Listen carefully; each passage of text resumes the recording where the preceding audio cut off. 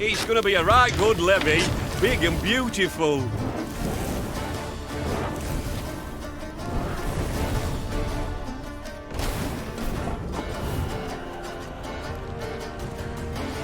If anyone asks, you've not seen me.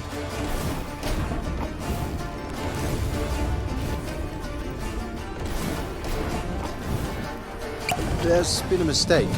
I'm no mage.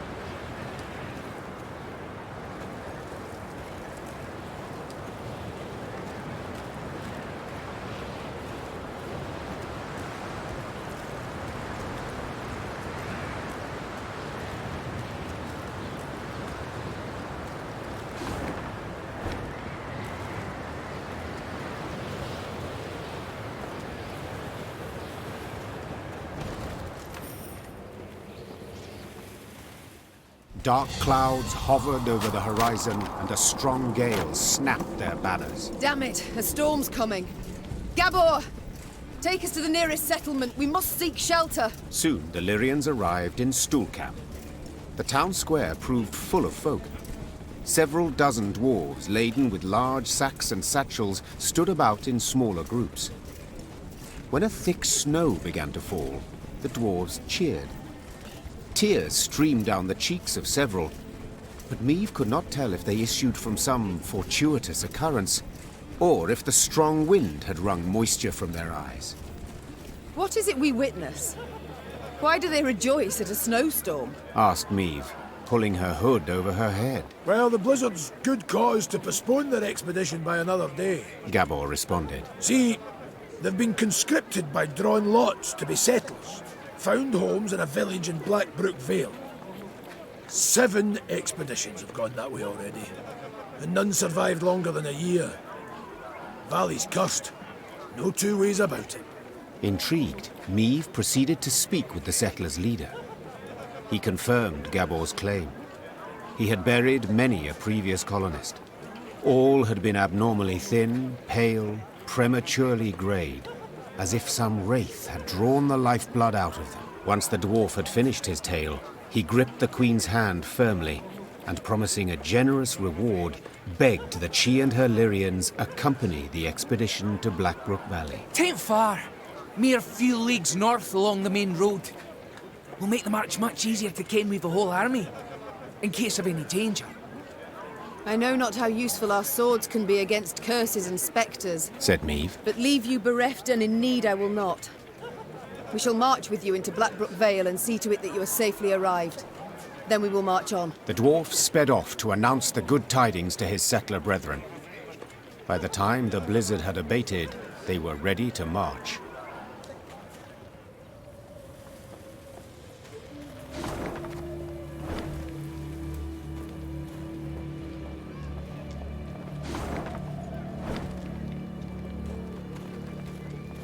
Be bold.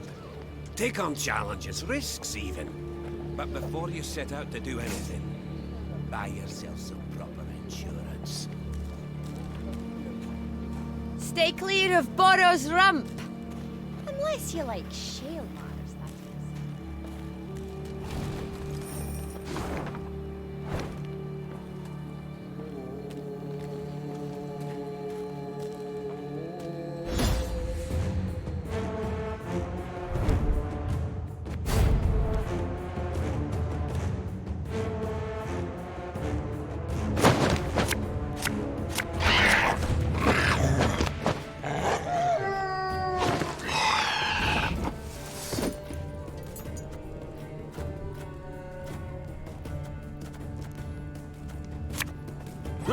Catch 'em all!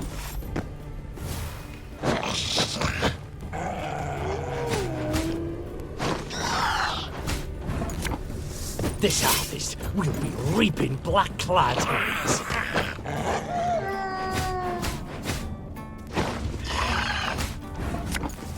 My spirit's willing and how, but these damn boots are killing me.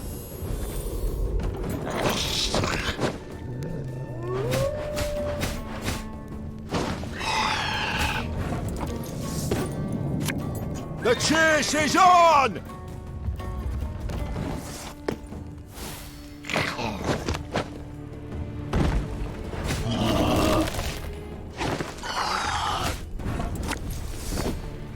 Catch!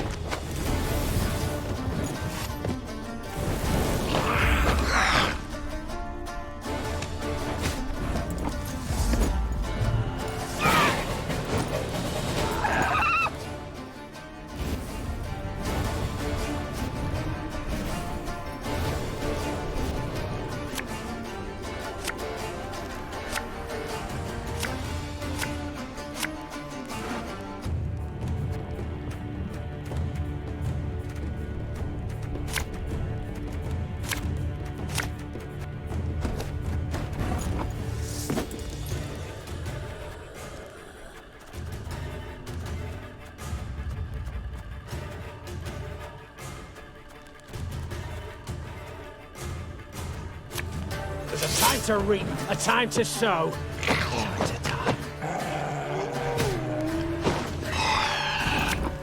Aye.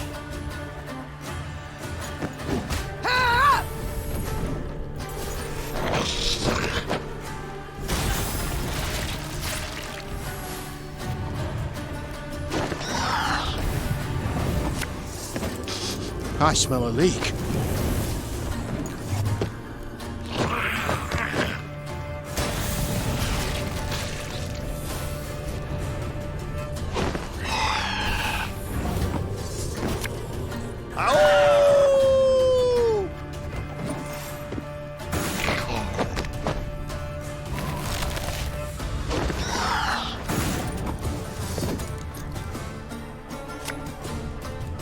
Her Majesty is exceptional.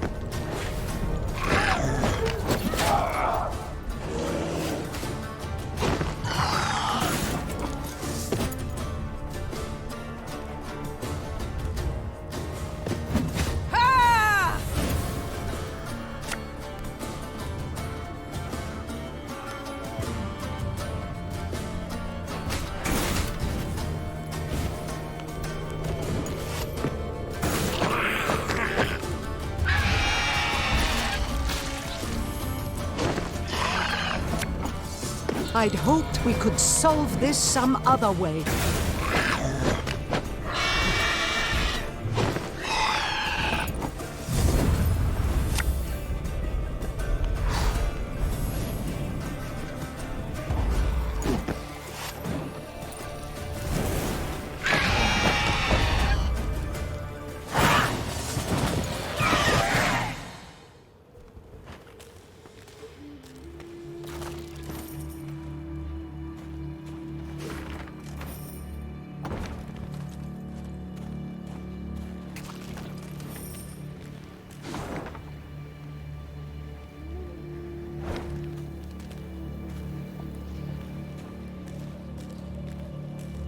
Meve had stopped and was removing packed ice from her mare's fetlocks when Gabor Zigrin approached. The dwarf squatted at the Queen's side, glanced about quickly, then started speaking in a barely audible whisper. Your Majesty, I overheard some folk talking in the smithy. Birdies claim there's treasure, true riches, in the hills near Blackbrook Vale, south of here. Stowed away there. And nobody dares go looking for it on account of beasts that have made their lairs there. But you've got a wee army behind you. I reckon you can try. Might be worth the risk, eh? The Queen brushed the snow from her knees and, raising a hand against the glaring sunlight, peered towards the mountains. Though tempted, she had doubts. To start, the rocky scree at their feet warned clearly of avalanches. I shall think on it, she answered, before vaulting into her saddle.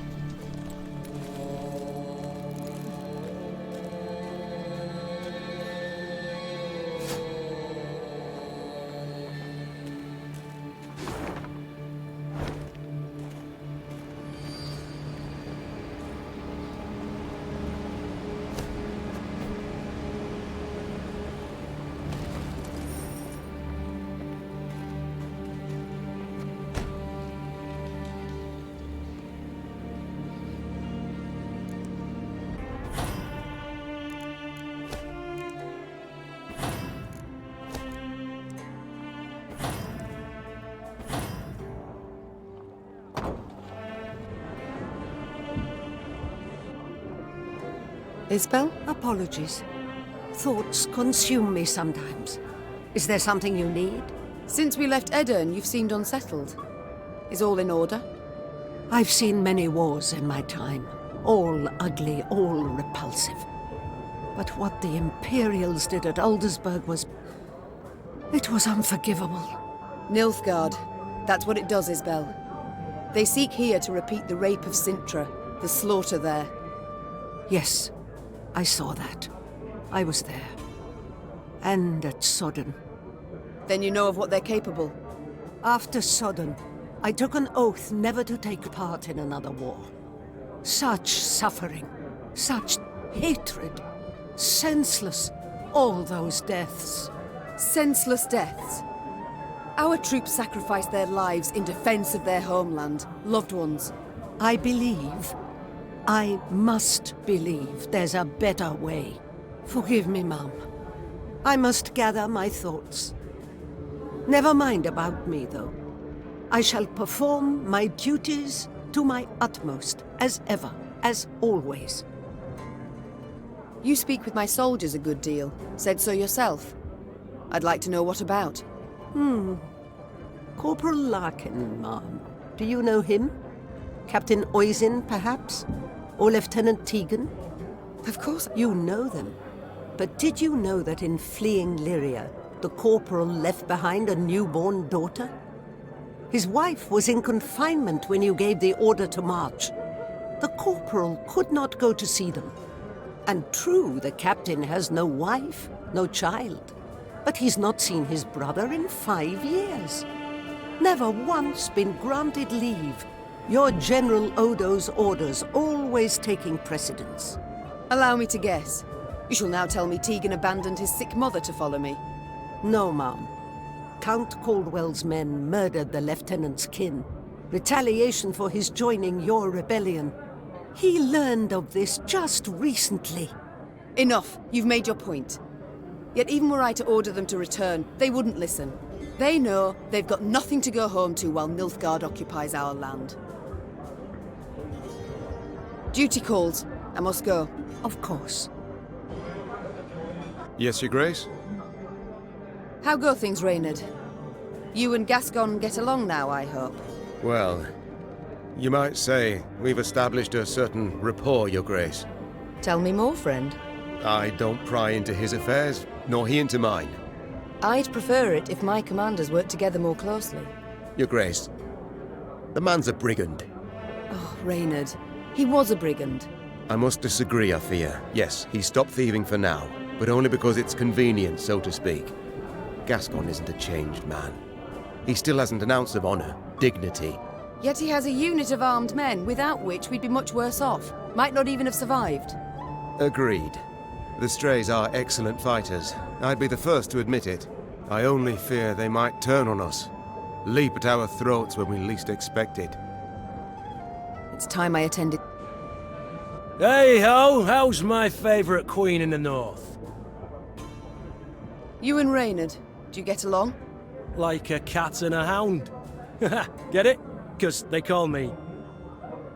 Yes, your jests are easily understood. Far more difficult to enjoy. That's probably true, in your royal high and mightiness's case. Will you answer my question? We get along because we must. Though it'd be far easier if he pulled the lance from his arse. Haven't heard a truer word in a long while. What was that? Nothing. It's time I attended to other matters. Farewell. Your Grace, I need to speak with your quartermaster.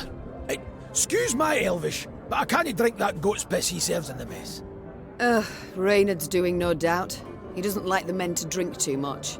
To be blunt, ma'am, what Reynard himself needs is to get good and bloated for once in his stiff life. So, I have a proposal for you. A shipment of the best dwarven mead and lager. I can arrange for you to arrive.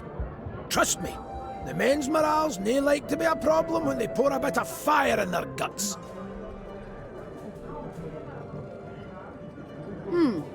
Good point. Very well. Oh, give my thanks, dear Queen. A few more days of that and I'd have been lapping up puddle water. I trust you'll arrange the details. Of course, no worries. You dinna ken how happy a dwarf you've made me. Ah, right. And the men too, of course. You're a Zigrin, are you not? I know the name. One of your clan slew the dragon Okvist. Aye. You're thinking of Yarpen. Cousin of my cousin. Left Mahakam when I was but a wee snot. Decent enough dwarf, but never could conform to our basic tenets and laws. Though, admittedly, we've so damned many it's hard to keep them from leaking out your ears. Is it that bad? I'll put it this way. Among human folk, you cannae steal, brawl, murder. All the basics. In Mahakam, we've got laws about how to braid our beards. But I'm no one to complain. The Zilgrins are well-to-do, one of the richer clans. Got more than enough goods to suit our needs. Though, we've got some bads as well. What do you mean? Bah! Nae worth your time. I didn't mean to bother you. Sides, best to jabber of such things over a cold pint. Or keg. Your elder. I'd like to know more. Do tell me about him, please. I'll skip the obvious, as you've already had the pleasure of meeting the old crank. All in all, though, he's nae as scary as some say. Been keeping the clans in check for some 2 centuries now. Which is nae a small feat, I might add, no. No conflicts between them all this time. Are you certain? Ha! Ha! I can't tell if you're jesting. At each other's throats each day they are. Breckenrigs despise the Chives. Dalbergs would scratch out the Hoog's eyes given half the chance. As for us, we hate them arse-licking foxes. But Brewer's got his ways, keeps each yin in line. If not for him, Mahakam would have fallen to bits ages past. Why? Round 150 years ago, when the elves were fighting that hopeless war against your folk, the Elder-in-Chief ordered the pass to Mahakam sealed tight. If it weren't for that, we'd have ended up like the pointy ears. As it was, we waited for the shite storm to abate. Didn't open the pass and stretch your legs again till it were safe. Yes, I remember. The manufacturers in Rivia have yet to recover. With all due respect, Your Grace, your workshops forge utter crap. It's nae our fault that human folk prefer dwarven goods. Basic market principles, that's all it is. I feel enlightened, Gabor. Thank you. We shall return to this conversation later. No skin off my back. Yes, milady? You choose To fight in the field, with you. This was my wish, my lady. But what of your home? Rosberg must be rebuilt. Engineers are needed. I've no kin in Rosberg. No soul left for me there. All I've left is revenge. I understand. Other matters await my... As you wish, my lady. Your Majesty, allow me once again to express my undying gratitude. You're most welcome, Barnabas, but please, we haven't need for any formalities when speaking alone. Well, of course. How might I help you then? I like to know... No, I must know who I travel with. Please do tell me about yourself. About me? I've most civil relations with dwarves, as you saw. But is there anything in particular you'd like to know? Why not start at the beginning? Tell me where you hail from, perhaps. Oh, right. I was born in the distant south, in Tir Tokhair. My mother was a washerwife, my father, an armourer. Soon as I'd passed 40 winters and could strike out on my own, I left the family, my native parts. So I've been on the road now about, 20-odd years. Indeed. A rather long while. Did the south simply not suit you? Oh, I wouldn't say that exactly. It's just staying would have meant stepping into my father's shoes.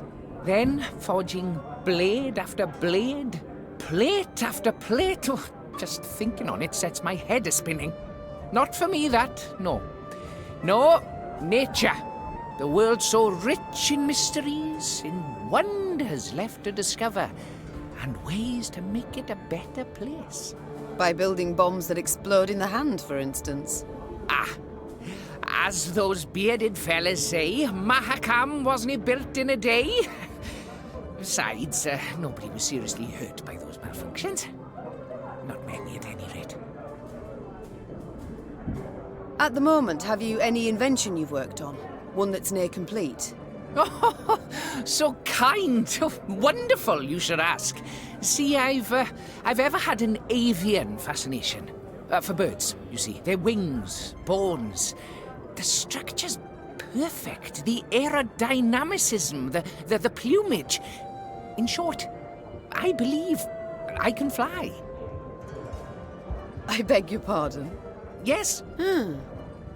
But aren't bats also? Ha! A detail!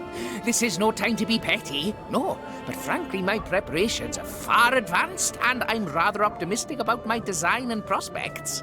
I've calculated every trajectory, every force. It all works out. Just need to do a few more field tests.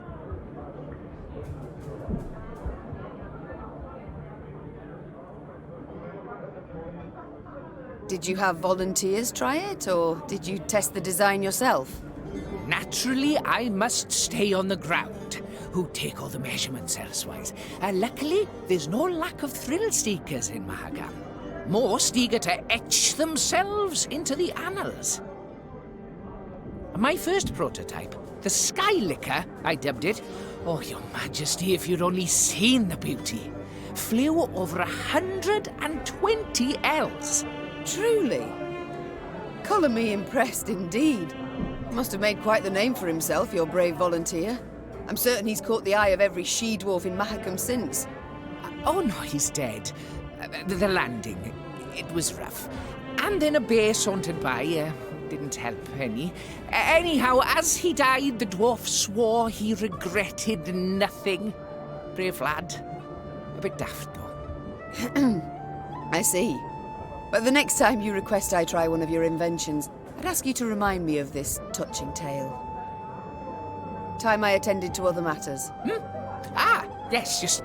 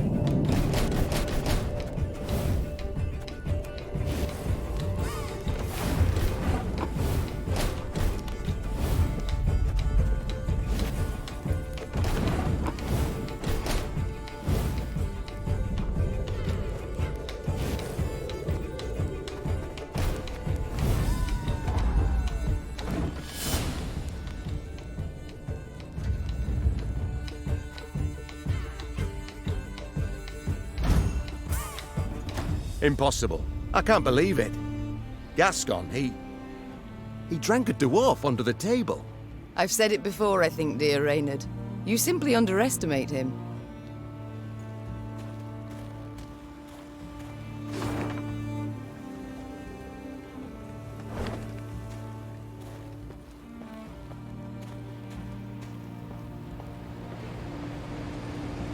Rising is proclaimed by formal decree of the Elder. From here on in, you're on your own wits.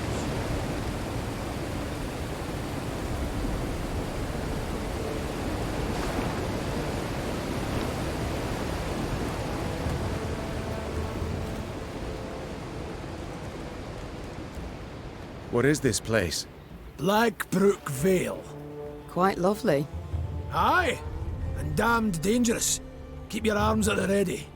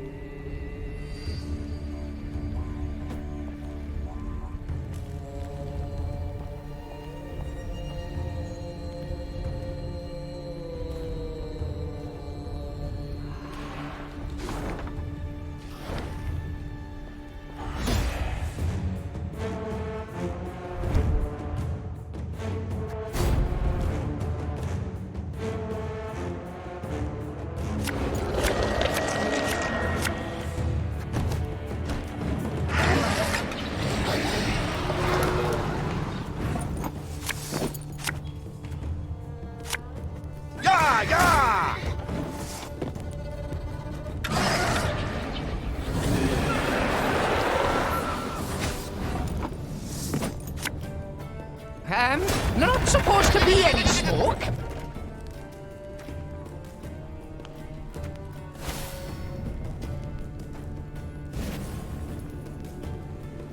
This harvest will be Her Majesty is exceptional.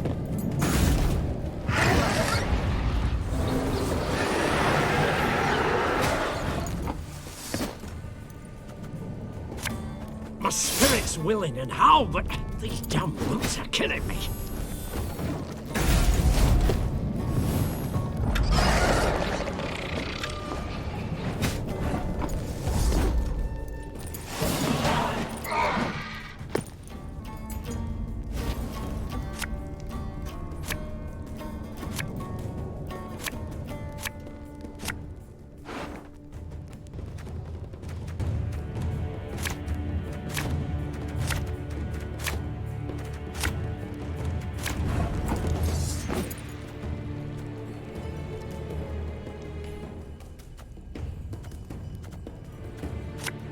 There's a time to reap, a time to sow, and a time to die.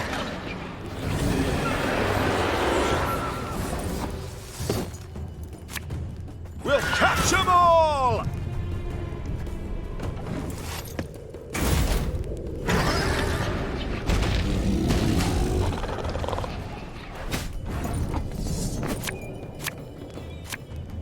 Watch your heads!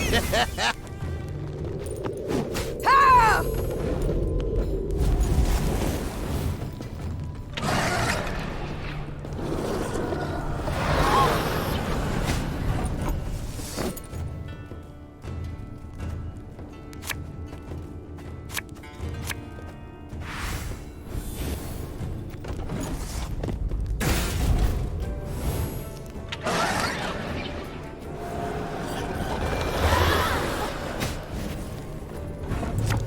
The chase is on!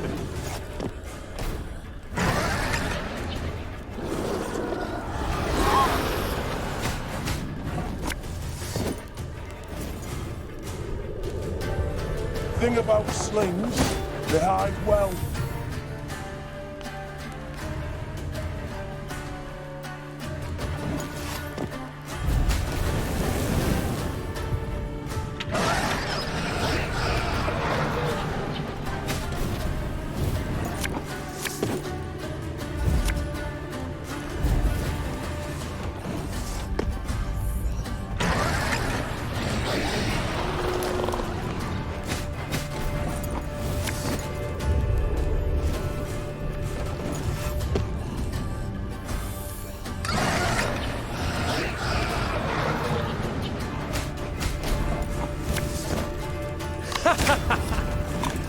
Wait, you're serious?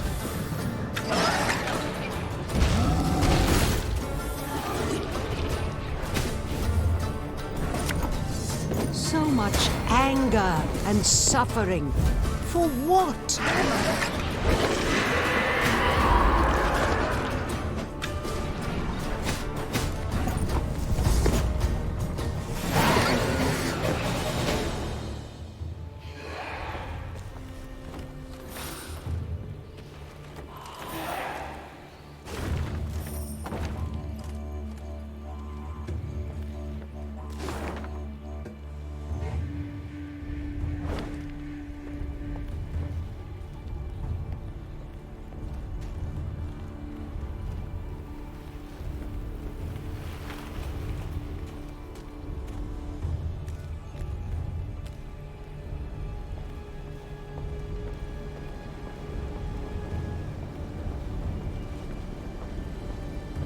Blackbrook Vale.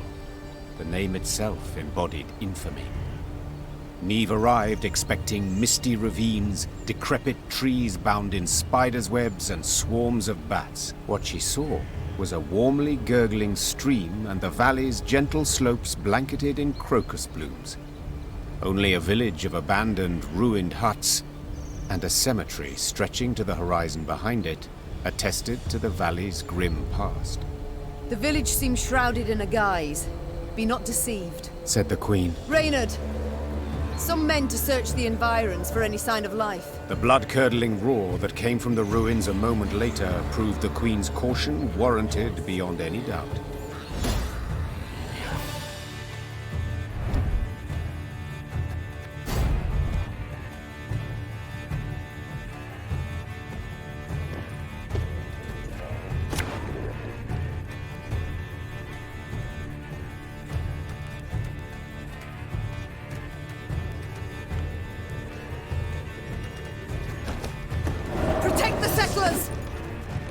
Never fear!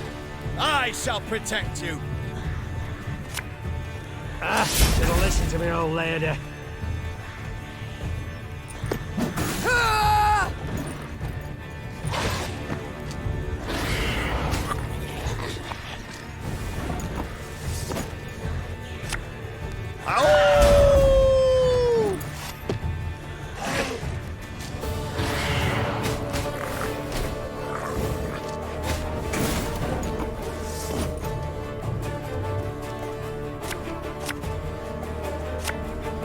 Feel any burning? See a local healer or wise woman?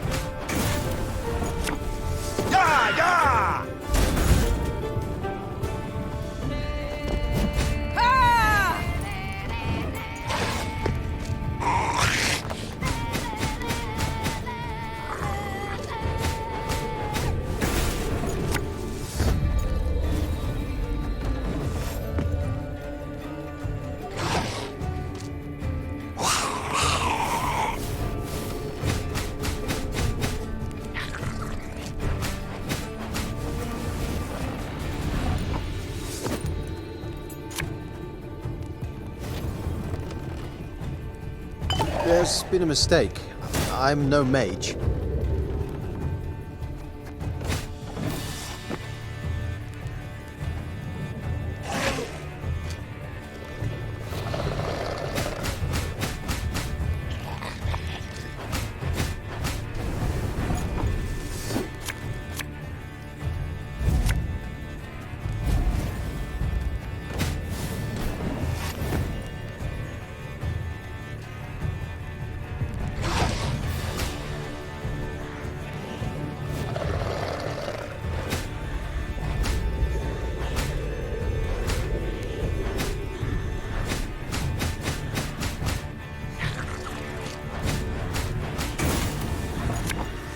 This harvest, we'll be reaping black-clad heads.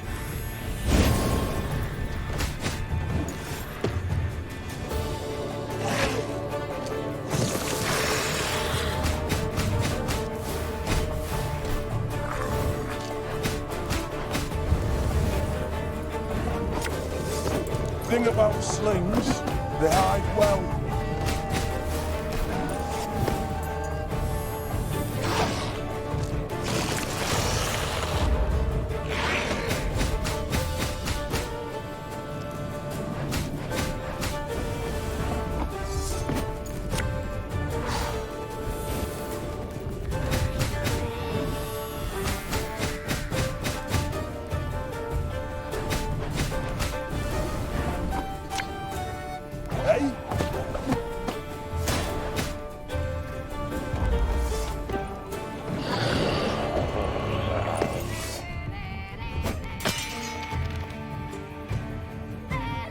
Following the victory, the settlers' hopes seemed renewed.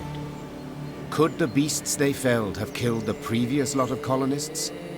Perhaps the curse that had long hung over Blackbrook Vale was at last broken. We thank you, Your Majesty. The settlers' leader said, slipping the satchel from his shoulder. You've granted us new hope.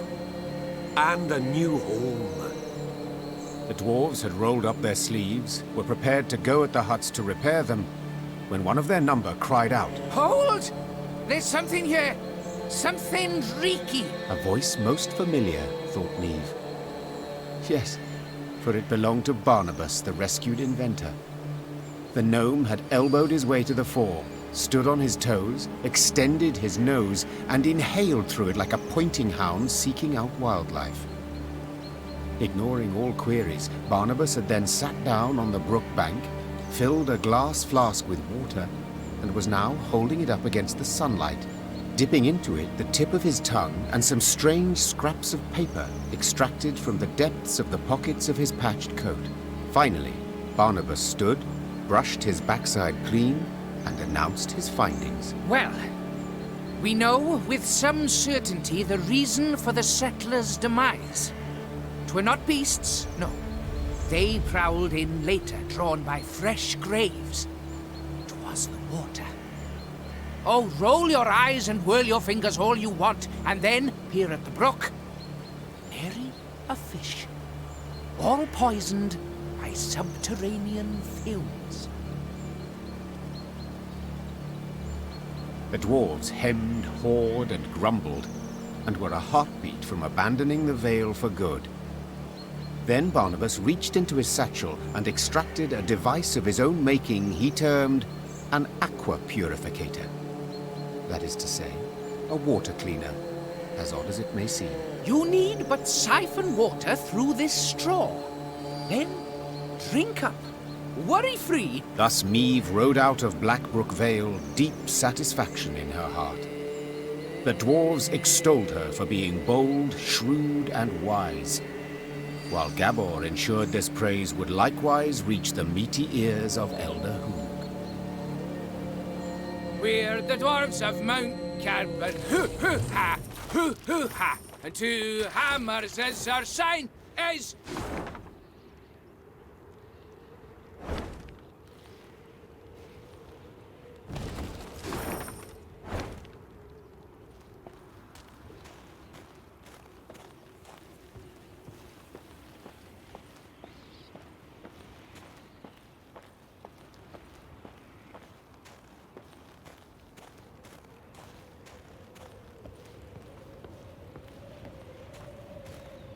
The rumors Gabor had overheard were true. Scouts returned with news of a cavern at whose mouth lay rotted logs, an indication that something of great weight may have been rolled inside. Chests full of gold, for instance. Then again, paw tracks clearly showed some beasts had made the cave their home. Right. Decision time. Enter or scramble back down, said Gascon, rubbing his hands together for warmth. Please hurry. This frost is downright biting. We've scaled this high. Foolish we'd be to descend empty-handed. Fall in behind me! The Queen took the fore, sword in one hand, torch in the other. The flickering flame's glow illuminated the cave's interior, casting long shadows. Meve was certain some horror would leap at her at any moment. And she was not at all wrong.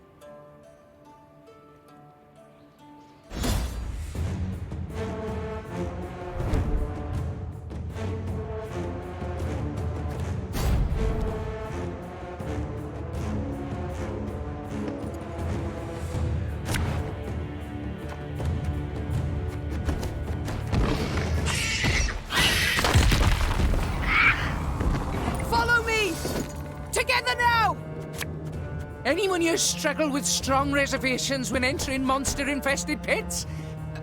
Asking for a friend. As soon as the last beast had fallen, the Lyrians took to seeking out the treasure. Soldiers dispersed throughout the caverns in a rush, penetrating every last corner. Finally, one called out. Got it! Got the treasure! Right here! Treasure! Shiny stuff! A number of steel-reinforced chests lay up against the cavern wall. Meve blew the dust from the lid of one and lifted it with some difficulty. She had hoped for gold and jewels, bars of Mahakaman steel at the least. Instead, she saw thousands of time-tarnished copper coins with a hole through their centre. What's this bloody crap? Tokens of some sort? Aye, that's right. Holy Guldens, we call them. They're, currency in Mahakam. Get our wages in them. Use them to cop victuals and hooch. What of arms, armour, tools? Nah, all that's given to us. Clan provides it. Is that what you need? Weapons? Oh, feel the Egypt now. Brought you here for no reason. Yet these tokens, they can be exchanged for other coin, can they not? Temerian orens or Novigrad crowns? Aye, doable in theory, but not at all clever. Rates are crap. See, the elders keep 'em low to make life difficult for dwarven folk. Discourage 'em from leaving Mahakam. What's this? Common dwarves use no gold? You cannot be serious. Yet I am. What good's gold to them? Clan gives them all they need. And victuals and hooch beyond need, they get for tokens. Yet you trade with humans. Gold coin you take for your goods, the coin must serve a purpose. What is it? We hoard it all. In vaults. Great piles. Down bottom lie ducats dating from the reign of that dozy ham-shanker King Dagrid. And you do not put it to use? Acquire anything for it? Then it's true what folks say, that you love gold too much to part with it. Hoard it for pleasure, as dragons do. Point of fact. That there's pure drivel. Gold's a metal like any other, just yellow. We hoard it for our safety. Your safety? I fear again, I simply don't follow. Couldn't it be simpler? Soon as human folk get it in their heads we's a thorn in their side, we'll spend it. All of it, in a jiffy. Excess coin supply, that's called. Matter of days, gold'll be worth less than sawdust. And you're tossing banks and economies, bam, on their arses. There'll be nothing left of them. They'll cave in faster than a mine shaft with rotten props. Why are you all ogling me? With human folk for neighbours, we dwarves got to be damn vigilant, as sheep round wolves. So how can these tokens serve me? We must trade them. Even should we get a pittance, it will be something. The soldiers demand their pay. Ah, your bums out the windy. Fighting men want full dixies and tankards of hooch. Coins but a means to that end. What do you suggest then? As I've been saying, the tokens we use to purchase nourishment and mead, and what you've got in those chests, why, that'll do to fund a feast the likes of which Mahakam's not seen since Brewer was sworn in as Elder-in-Chief. The fighting men'll eat and drink their fill, carouse about and forget their due and pay right quick. And invite the local dwarves to feast with you, and the clans'll look kinder on you too.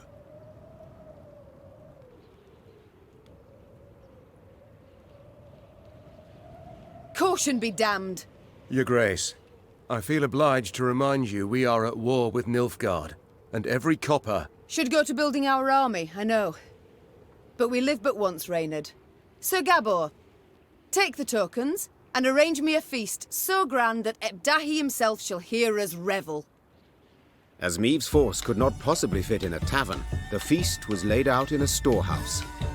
Crates arranged in rows served as tables and benches, while the windows were festooned with lion's foot and passflower. Great barrels of mead, cognac, and vodka were rolled in, and when the soldiers saw this, they broke out in cheers and laughter that lasted till dawn. Pour us another round, you lovable Lyrian bastards! For he's a jolly good a jolly good dwarf. There was food and drink enough for the dwarves of the pass, who, with Meave's men, raised tankards in hand and voices in song the night through. To see them sharing tales and playing cards, one would not believe that anywhere down the mountains, through woods and across plains, humans and dwarves might, for the softest slight, leap at each other, murder in their eyes.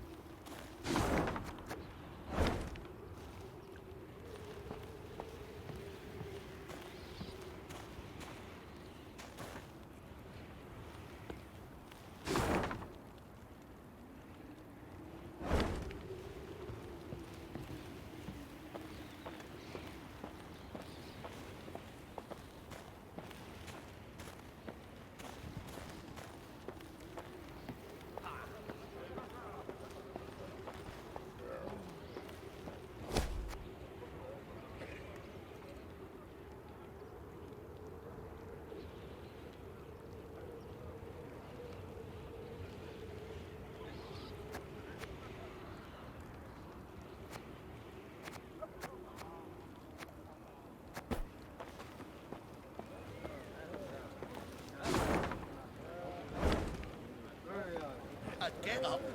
I would, Your Majesty. Curse of Blackbrook Vale's been undone! Riding past a mine, Meave noticed a group of miners gathered around the entrance to a shaft. Frost had settled on their moustaches and beards, suggesting they had been there for some time. The Queen summoned Gabor and asked him to determine the reason for this sit-in. He returned after a few minutes and announced the most curious thing. They're waiting for the knocking to stop. Meave's frown prompted Gabor to explain in greater detail. According to our laws, dwarves can't go into a mine if there's knocking coming from inside. We're obliged to wait for the ruckus to quieten down. Ah, yes. Our own miners share this superstition. Reynard interjected. They say the knocking is that of a treasure unknown, a kind of mine ghost. With all due respect, your miners are dimwits, Gabor said, patting Reynard on the shoulder. Knocking means an imminent and abrupt discharge of the potential pliable energy of rock formations. In other words, ye ken, a rock burst. Except usually it's all done in a day or two, whereas these lads have been waiting going on 2 weeks. Foreman's grown impatient. He'd like to send someone down the shaft, have them see what's at issue, but, well, the code forbids us from doing anything of the sort. If in this manner I can gain favour among your brethren, sighed the Queen, dismounting. So be it. I shall descend and see what the problem is. The shaft was too narrow to fit an entire army, so Meave and a small unit of men entered the mine, miners' lamps in hand and hearts in their mouths. The rhythmic knocking coming from the bowels of the mountains, distorted and multiplied, was unnerving. Soon the company arrived at the place that seemed the source of the knocking. Gabor put his ear to the rock and listened for several moments in silence, then struck the wall with all his might. The wall crumbled with a crash, opening a passage into another corridor, from which sprang numerous foes.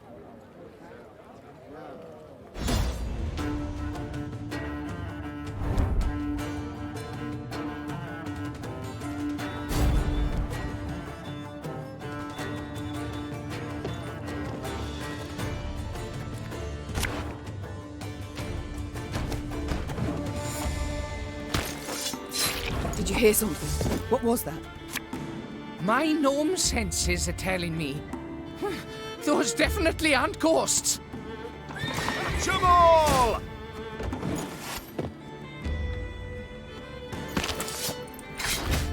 Who goes there? Drop your weapons! Nay, you drop yours! Should have listened to me, old lady.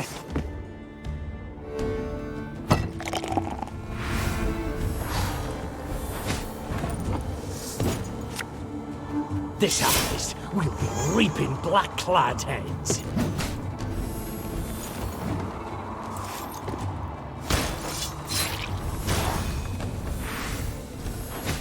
Who just grabbed me? Oh, apologies, Maeve. I thought you were Reynard. Fear not. We shall achieve our goal.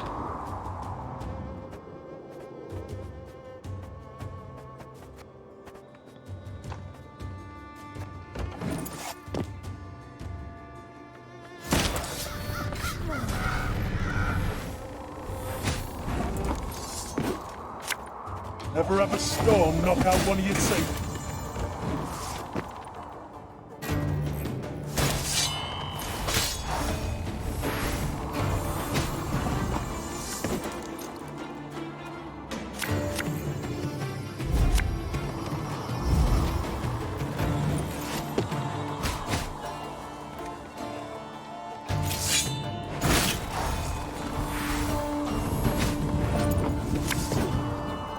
My spirit's willing and how, but these damn boots are killing me.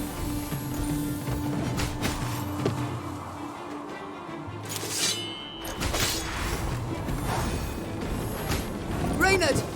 Are we winning? I can't see a bloody thing! I've hit the white of an eye from half a league away.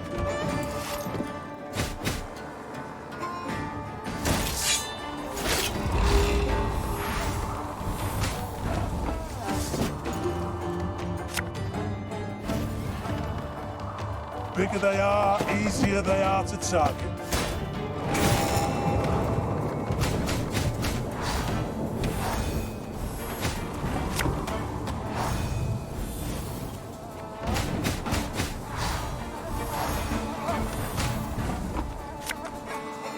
Her Majesty knows what she's doing.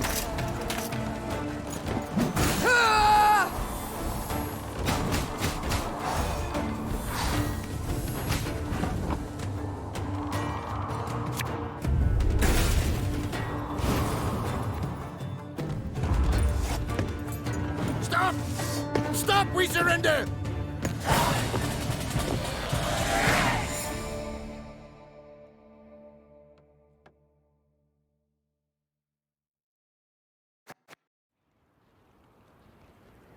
Both sides were surprised.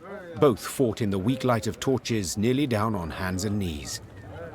In the end, the Queen emerged victorious, and as soon as she had returned her sword to its sheath, she asked the new prisoners a question that was on everyone's mind. Who the devils are you? The captives looked at each other in disbelief, as if before them stood a ghost.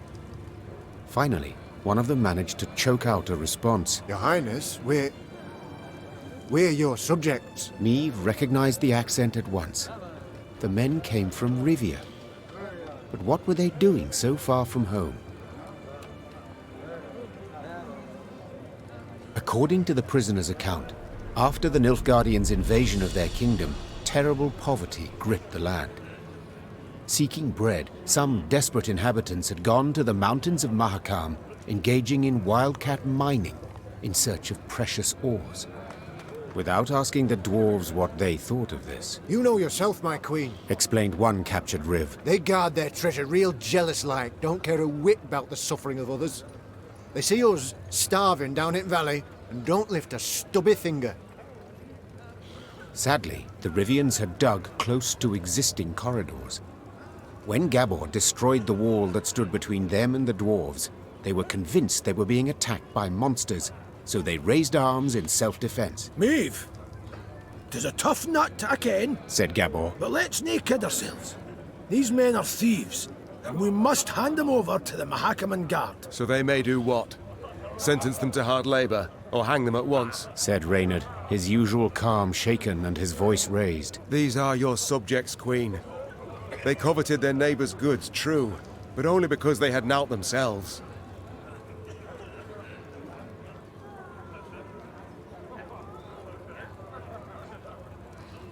The foreman wished for the knocking to stop, said the Queen. and so it shall.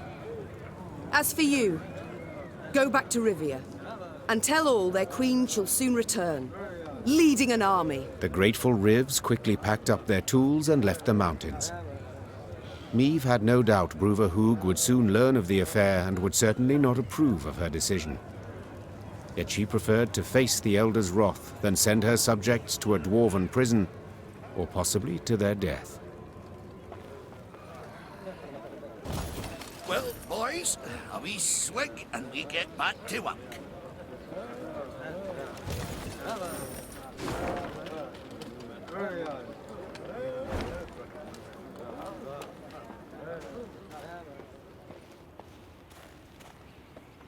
The sound of approaching hoofbeats made Meave turn to see Reynard spurring on his panting horse, galloping at a breakneck speed towards her.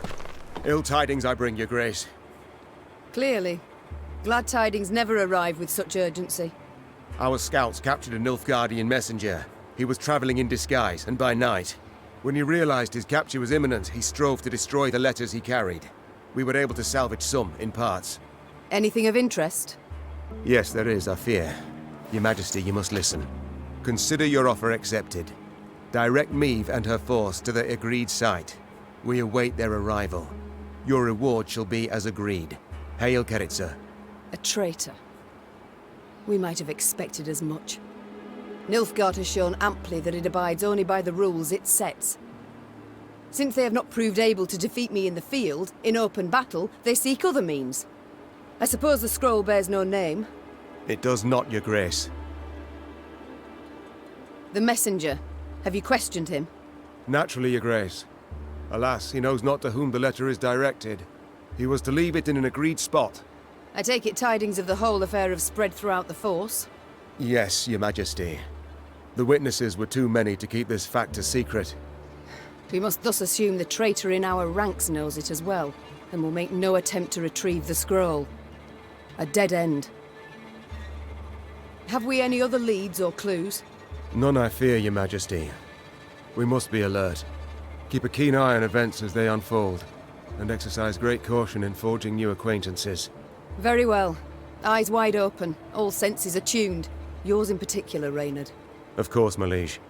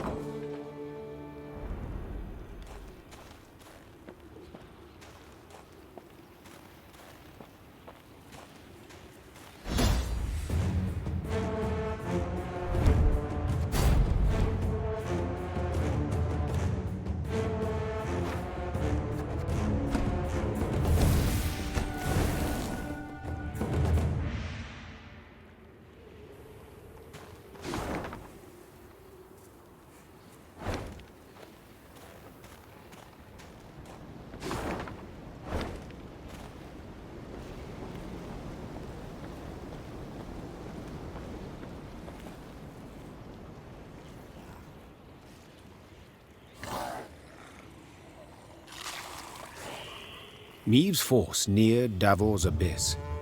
Signs of beastly feasting were not hard to find. Countless paw and claw tracks were impressed in the blood-stained snow. Among the boulders, bones picked clean were strewn about. Gascon lifted one from the ground. Empty inside, he said. Something sucked out the marrow. Meave soldiers feigned indifference to the grisly sight. They marched on, their stepped rhythm unwavering, a song on their lips. Yet hearing a slight tremolo in their voices, Meave knew they merely sought to drown out their fear. A moment later, a commander's horn sounded, the signal to halt. The Queen galloped to the fore of the column and found herself at the edge of a vast, round hole in the ground. She could not see the bottom. Meave drew her reins tight to prevent her mount from taking even one step forward. What is this? A crater? A desiccated lake? A mine of the strip variety, Gabor explained. Treasures we picked and shoveled for here. Diamonds. Till we happened on the beasts, that is. What now? Orion's a dam. Holds back a lake. If we can break it, water'll rush in, fill the abyss and the tunnels from which the beasts emerge. Just need to get around the mine first. Way down's on the other side. Meave squinted and gazed into the distance. Indeed, there was the dam. And at its foot, a swarm of beasts roiled about. Her soldiers gazed at their queen expectantly, their arms at the ready. She knew well they would rush into battle, in spite of their fear. Gabor! Meave cried out over the whirling wind. Have you bards here in Mahakam? Course, your grace! Then we shall give them good reason to compose this day, on the themes of courage, of heroism, of Lyria! Geoff! And with that cry, the queen spurred her mount, grabbed a banner, and raising it high over her head, rushed headlong at the horrid swarm.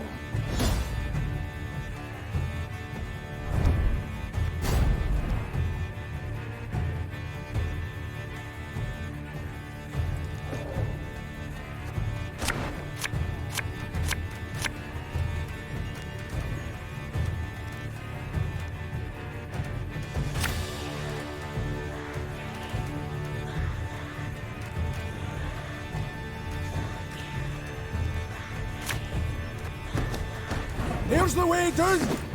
We need to break through and destroy the dam! There's a time to reap, a time to sow, and a time to die.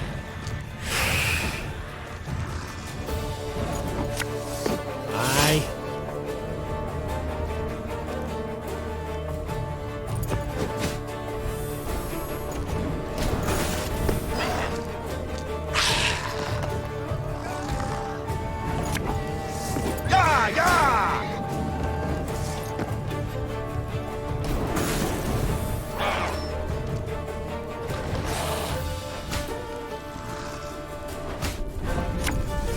Bigger they are, easier they are to target.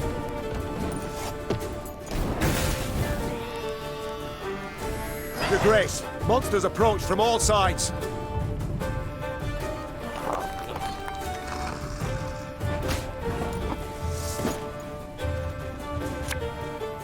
We'll catch them all!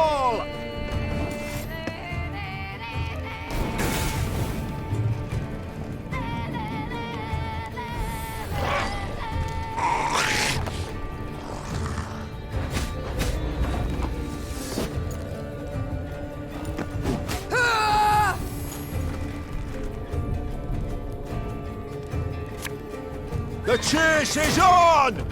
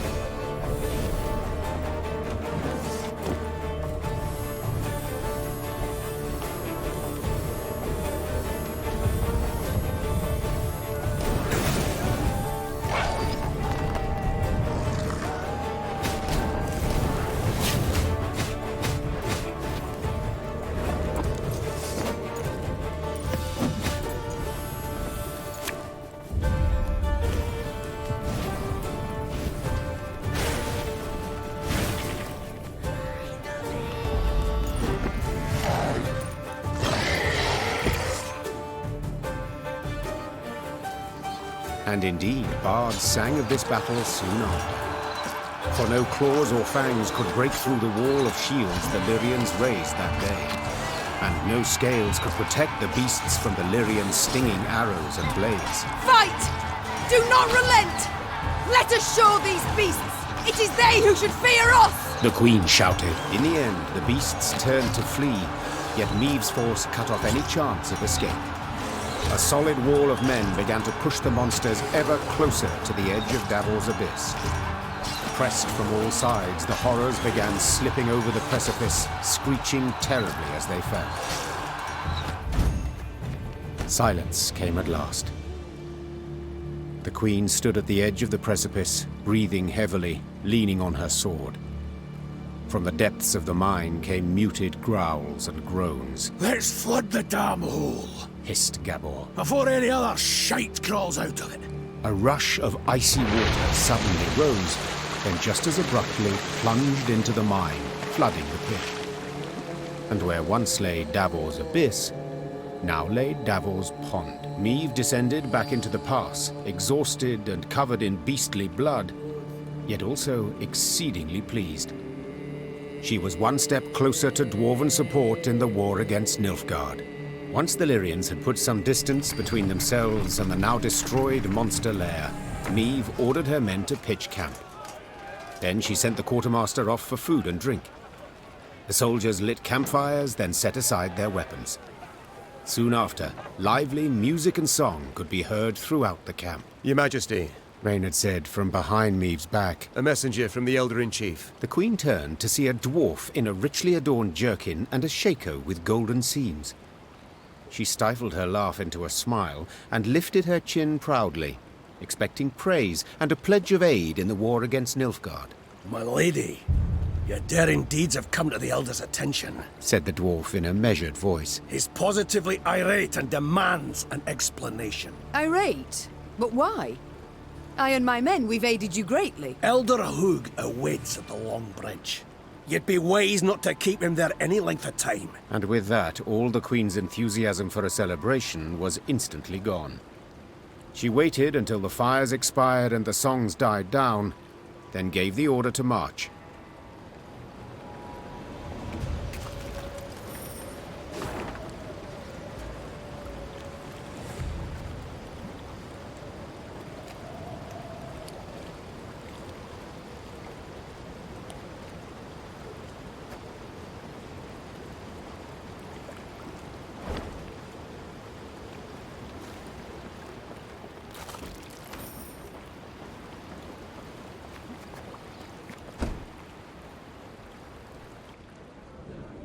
You need my help with anything?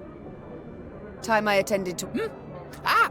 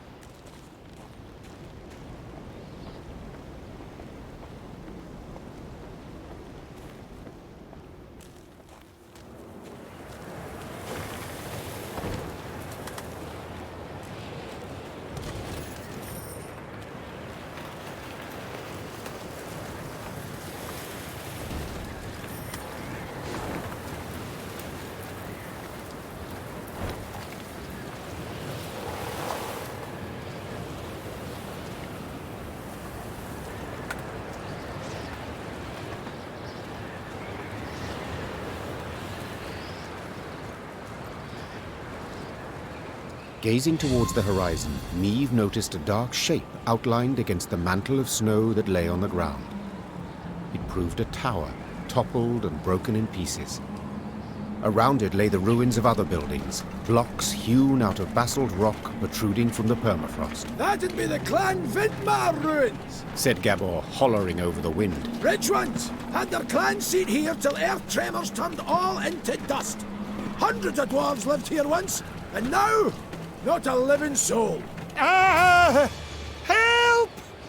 Save me! On the contrary, there was someone midst the ruins, and said someone was clearly in trouble. Meve ordered her men to find the unfortunate soul. They returned moments later, leading a dwarf whose teeth chattered. They had found him in a ruined building where he'd sought shelter from ghouls. Judging by his appearance, the dwarf had spent the better part of a week there. Mirko Vidmar, they call me. He said, patting down unkempt hair that seemed to reach in all directions. I came here seeking a family heirloom, lost in the tremors and the chaos they caused. I ken the chamber where it ought to be, but, well, beasts made their lair there. I cannot drive them off on my own. But bold warriors like yous ought to cut them down in a jiffy. So, will you help? I too have lost my home, estate, said the Queen. so I understand well what you feel. I shall help you recover your heirloom. Call it a whim. Mirko Vidmar's face lit up. Though he'd spent a week besieged and eating stale biscuits, and though there was a hoarfrost in his beard, he quickly trotted to the front of the column and led the Lyrian soldiers to the underground chamber. As promised, beasts awaited there.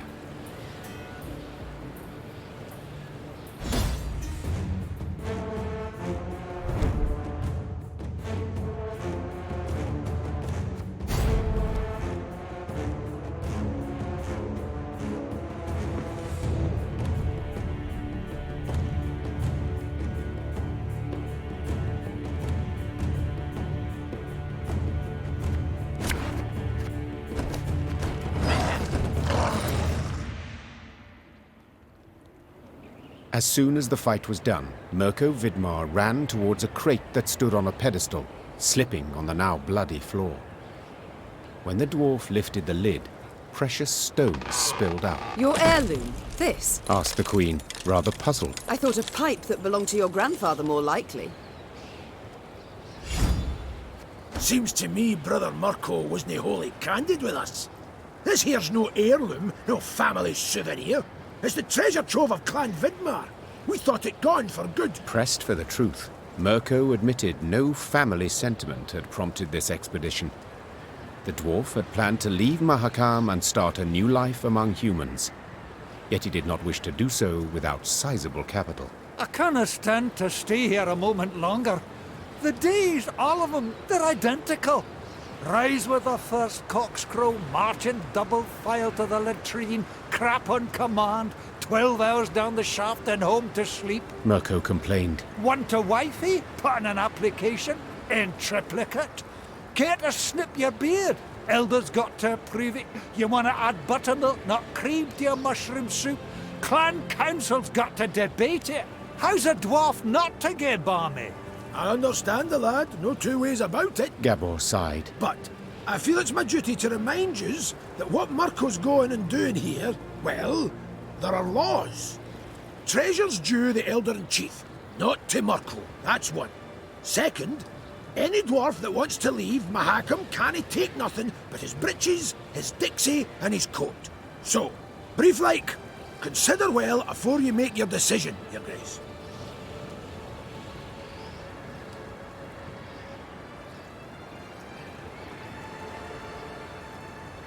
I sympathise, Mirko, said Meve. but I'm a crowned head. I must decline. National interest requires I show the greatest possible care for my relations with Elder-in-Chief Hugh. Yet in aiding you, I could sour those greatly. I shall return the treasure to him, I must. While you do what you will. Mirko Vidmar swore under his breath, then jostled his way through the Lyrian infantry and into the mountains, towards human lands.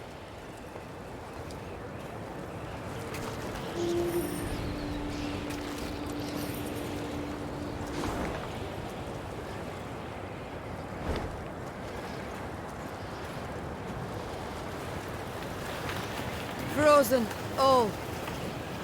Only the banner moves, blown by the wind. Downright poetic. Prime material for a ballad, perhaps even a whole saga.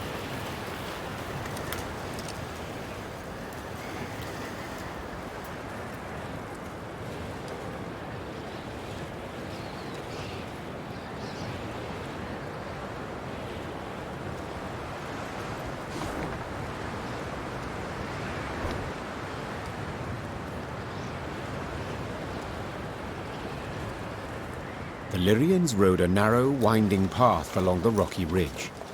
To one side were ice-covered boulders, to the other, a chasm hundreds of feet deep. They could have at least erected some barriers, complained Gascon, knocking snow from his cap. Got plans for that? Gabor said. Just need to decide how high to make them. What? Think. Should they be the height of your average dwarf or a human? The debate's gone on for 20 years. On the one hand, you've got... Gabor did not finish his discussion. He was interrupted by the Baba Ghazi that jumped down from the rocks. Archers, shoot! Aim for underbelly! Meave's soldiers made quick work of the lone monster. But the sound of battle spooked the horses harnessed to one of her wagons. Whoa there! Whoa, damn it! The driver tried to rein in the animals, but could not. They dragged him into the chasm along with his cart and the soldiers riding in it. They landed a few dozen feet below on a rocky outcropping. A moment later, Baba Ghazis swarmed everywhere. Did you see how they fared? Anyone left alive? Asked Meave, leaning over the cliff edge. Worry more about their cargo. Gascon replied. They were also carrying chests of gold. Blast. We can't get down there. Too steep and the snow keeps falling. We can lower ourselves down a line. But without armor, shields, or heavy weapons, otherwise it will snap. And the Baba Ghazis? The Queen said, brow raised. We shan't kill them with daggers. They're too thick of armor. We'll have to try. Or continue on our way. You only live once. Meave sighed. Gascon, round up some volunteers and let us move out. Moments later, the Queen was lowering herself down a line straight towards the gaping maw of a Baba Ghazi.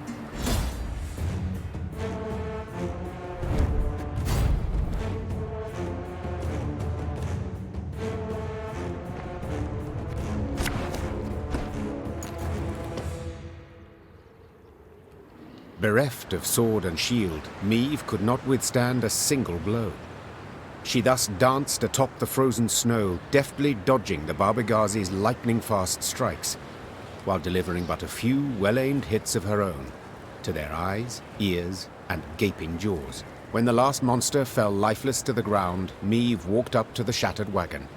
The soldiers it had carried were bruised, frostbitten, but alive. Your Grace, we were sure you'd leave us. A good ruler never abandons her folk. Nor her gold. Gascon interjected, while securing a rope to a chest. Soon enough, all were safely back on the path. The admiration Meave saw in her soldiers' eyes was in itself sufficient reward for her difficult battle.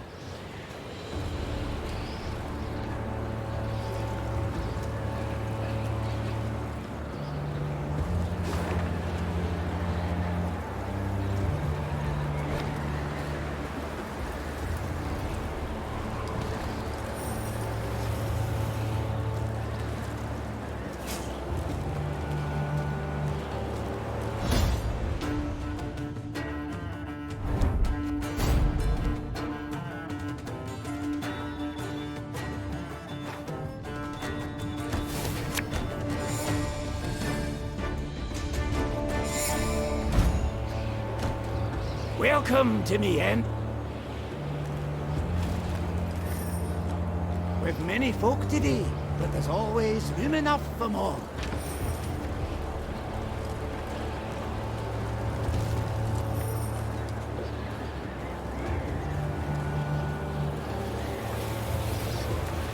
Not a fresh snow today. Gotta blow before...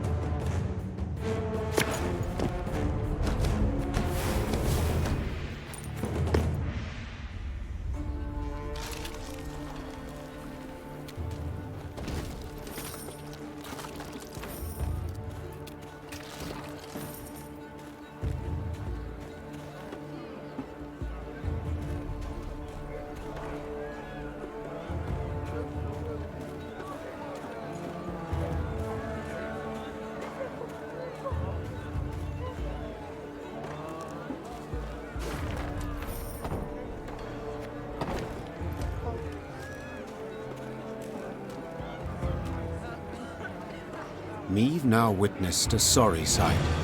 A mass funeral for miners killed due to a tragic convergence of events. Their lead caskets lay upon the snow, wreaths of hop cones laid upon them in turn. The mourners waited for the diggers to finish. The digging was tough, for the ground was frozen.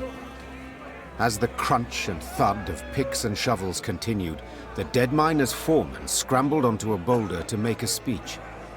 Angry shouts and loud booing stopped him. You knew it!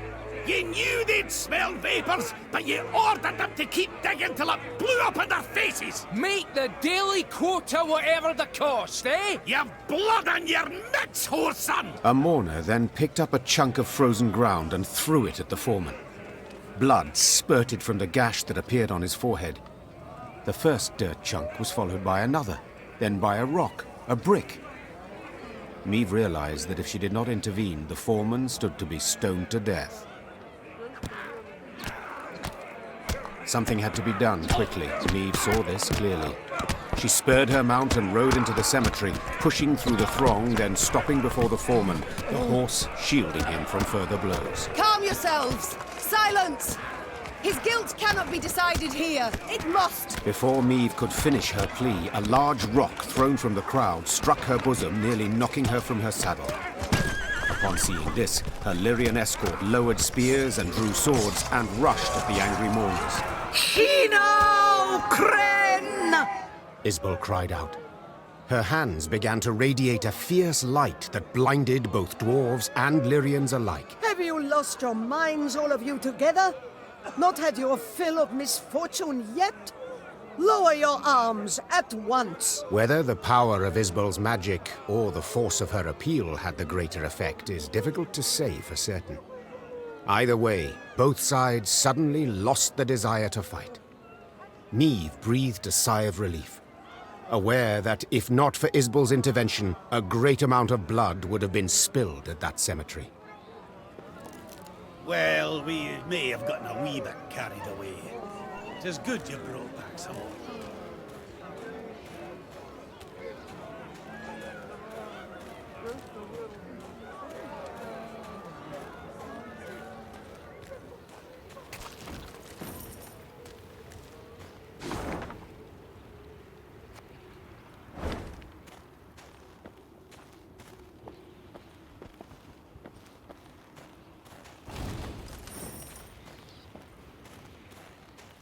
The Lyrians ascended the highest section of the Mahakam Range.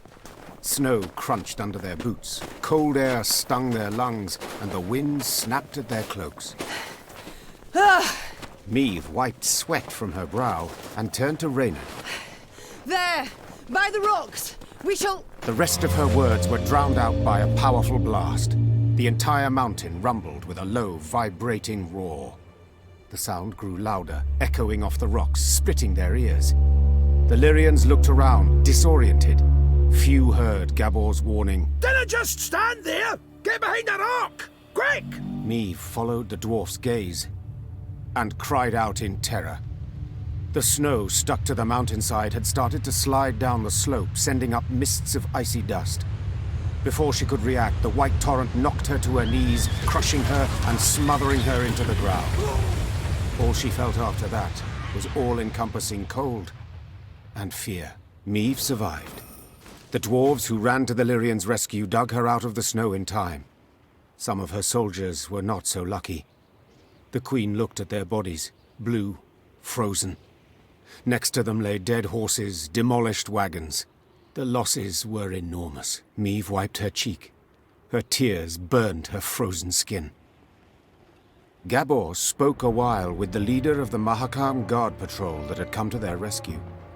His face was dour. What? What have you learned? I'll tell you all in good time. First, you need a warm drink, good victuals. No, Gabor. I need to find out what in blazes happened here. Well, 'twas an avalanche. Of course it was an avalanche. I'm no fool. But what caused it? What was that noise? Signal horns. Ours. So you brought this snow down on us? Dwarves! Well, aye, but, unawares. Explain, in brief. See, we clean our mount regularly. The way men folk shovel snow off their roofs. Otherwise, the whole shebang would come tumbling down on our heads. When snow's gathered deep enough, we blast our horns to cause a controlled avalanche. Then we need to, sweep up a wee bit and the road's safe. All well and good, but why did you decide to clean up right as I was passing through? Wondering that myself. Schedule says next cleaning should have been a week frae now. But someone asked the route to be cleared earlier. Who? Me, I'll tell you. But first, promise you'll... Who? Hey. Owain ep Glenvog, the Nilfgaardian emissary. Think it were meant as revenge for attacking their caravan. The bastard. Reynard! Reynard! Wait! Wait! I understand you're a wee bit upset, you've every right. But you'll never prove Owain meant you harm.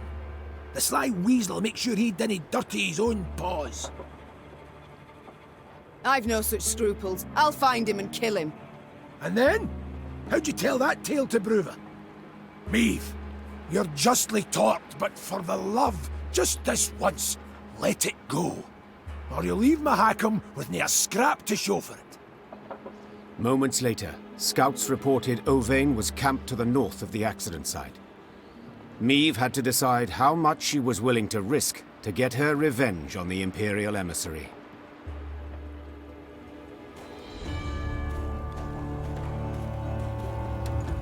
By the Elder's sideburns, I'd no notion anyone was in the Vale.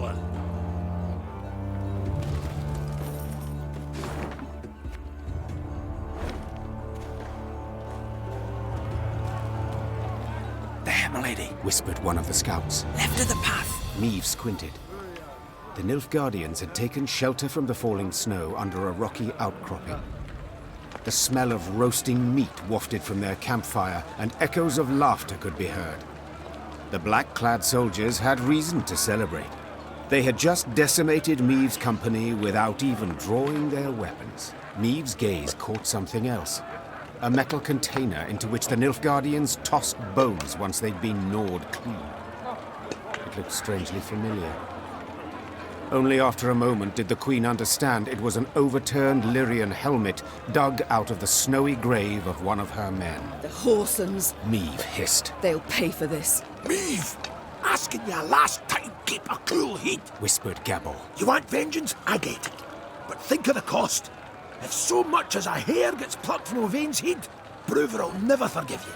And you can kiss any hope of aid goodbye. Silence followed. Finally to be broken by one of the scouts. Milady, what's the order? No, said the Queen after long deliberation. But milady, they... I know what they did, and that I shall never forget nor forgive, said Meave, placing a hand on her scout's shoulder. But breaking Dwarven law only plays into the Nilfgaardians' hand, causing us to lose allies and our chance for victory. Meave brushed the snow from her trousers and straightened her spine. Avenge our comrades we shall. Not here, but in the fields of Lyria and Rivia. The Lyrians resumed their march with heavy, beleaguered steps. Their path still piled high with the snow brought down by the Nilfgaardians.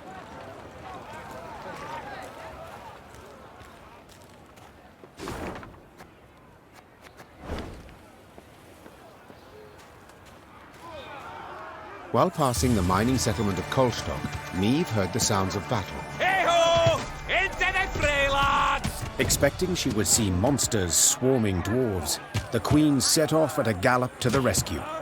Her braid blew about in the wind like a banner, showing her men in which direction to attack. The dwarves she saw, however, were not engaged in a battle against Shaelmars and Barbigazes. No, they were going at one another. Luckily, no weapons had yet been drawn, but given the dwarves have hands the size of bread loaves, this did not necessarily mean there would be no deaths. Oi, lads! Roared Gabor Zigrin. What's this foolishness? Calm the hell down, damn it! Gabor's intervention proved successful.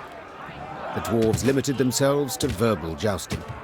Meave, who was no stranger to barrack room talk, nonetheless turned crimson at the dwarves' cursing. Piecing together the obscenities, Meave concluded they were debating an old quarrel about the height of a certain mountain, or rather of the twin peaks atop it.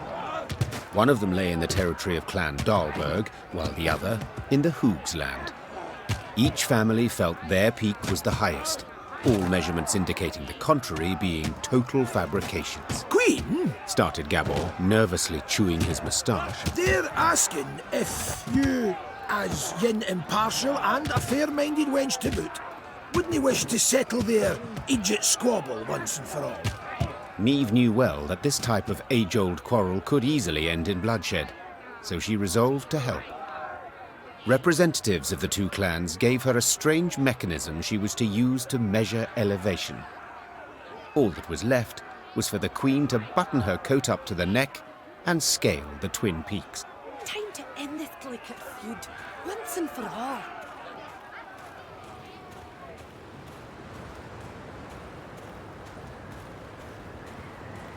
When she and her force had travelled half the way to the first, she heard a long roar that made snow shelves detach and descend. Without waiting for her scouts to return with reports, Meave drew her sword.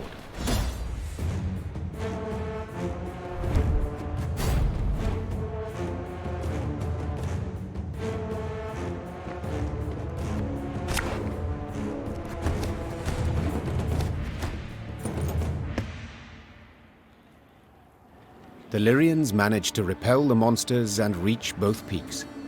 Upon each, Meave ordered her men to take the measurements.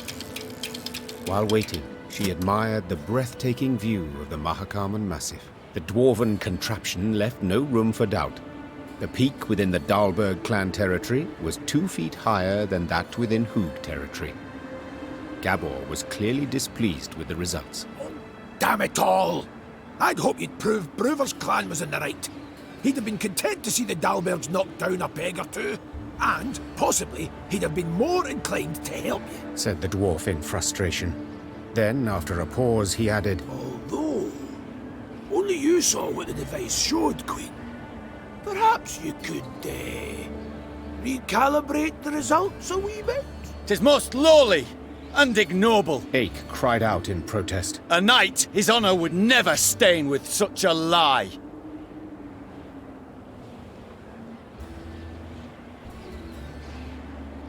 To lie would be simple, true, said Meave. Yet to forget the matter would be so much harder. No, Gabor, I shall tell the truth. The Queen's tone made it clear the discussion was over. Gabor let the matter lie, and Meave's force began its descent down the mountainside.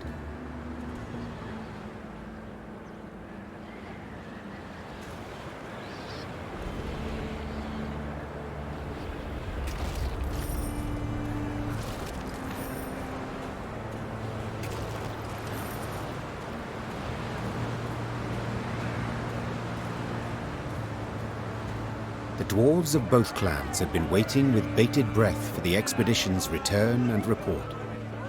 As soon as Meave announced the results, the Dahlbergs rolled barrels of beer out into the square and began to celebrate. Naturally, the Hoogs were disappointed, yet they accepted Meave's results as final. At last, they had come to trust her. Dahlbergs are the dwarves we need! Every Hoog's the Dunderheed!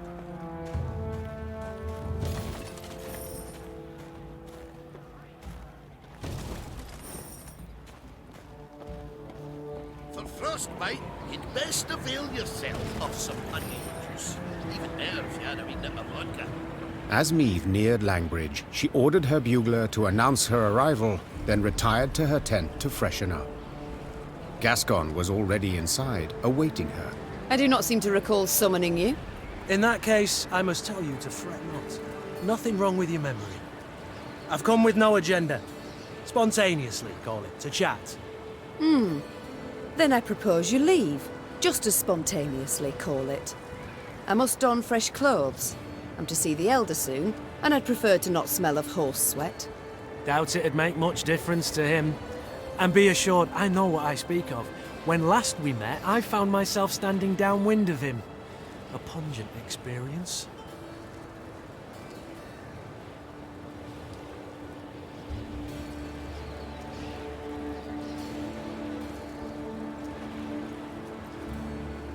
My patience is near its end, Gascon. Either state your business, or I shall have the guards escort you out. Not a hint of a sense of humour. There's something you ought to know. And decidedly before you meet with Bruver. The sites we cleared of beasts, I ferreted a bit.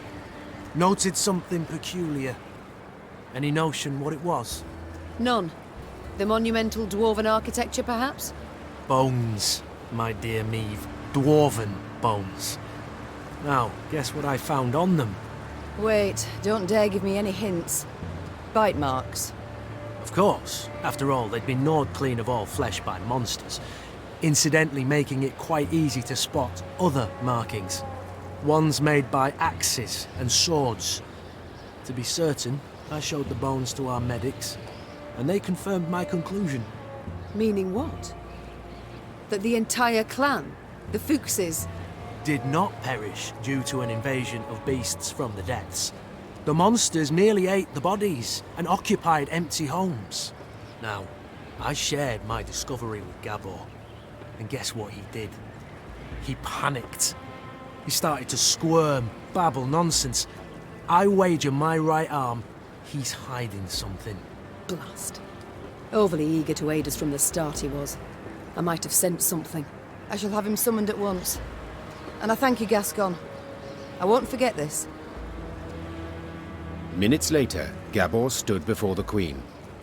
At first, he tried to mislead her with evasive answers, but as her pointed questions demolished one clumsy excuse after another, he had to give in.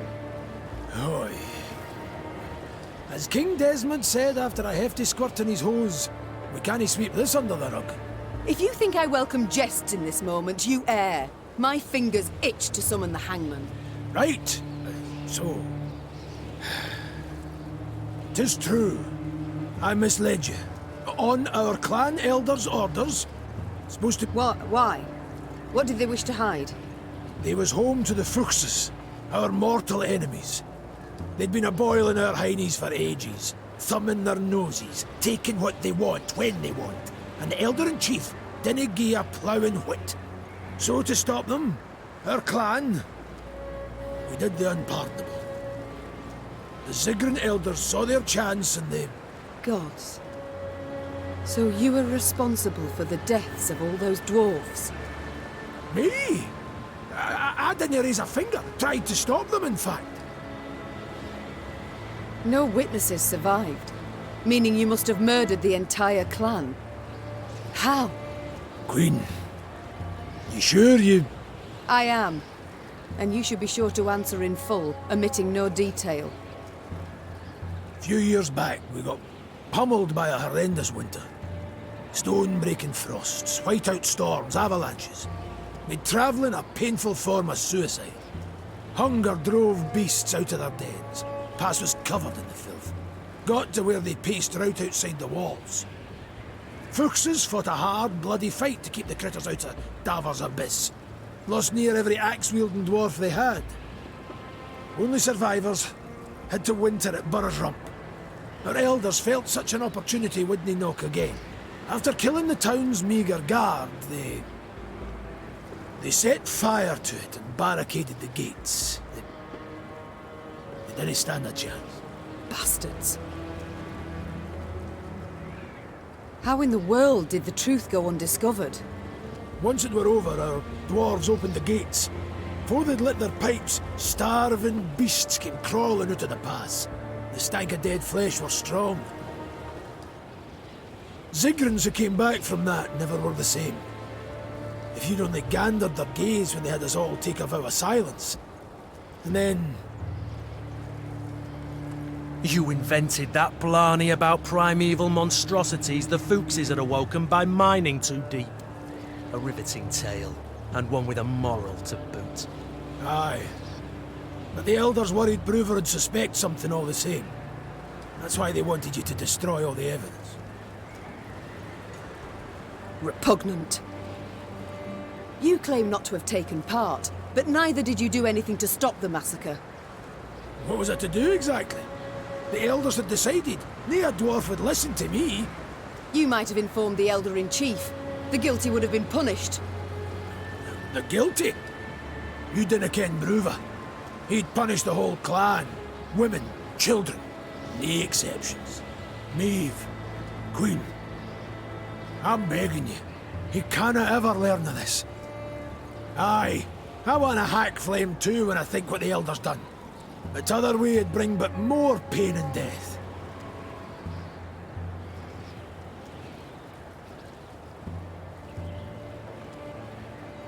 You've got a lot of nerve, making requests after lying to me. Trying to ensure you ken the stakes. But you'll do as you see fit. Like always. I need to consider what's right. Meanwhile, Gascon, make sure Gabor remains our guest. Of course. I'll let you know if he so much as rolls his eyes towards an escape route.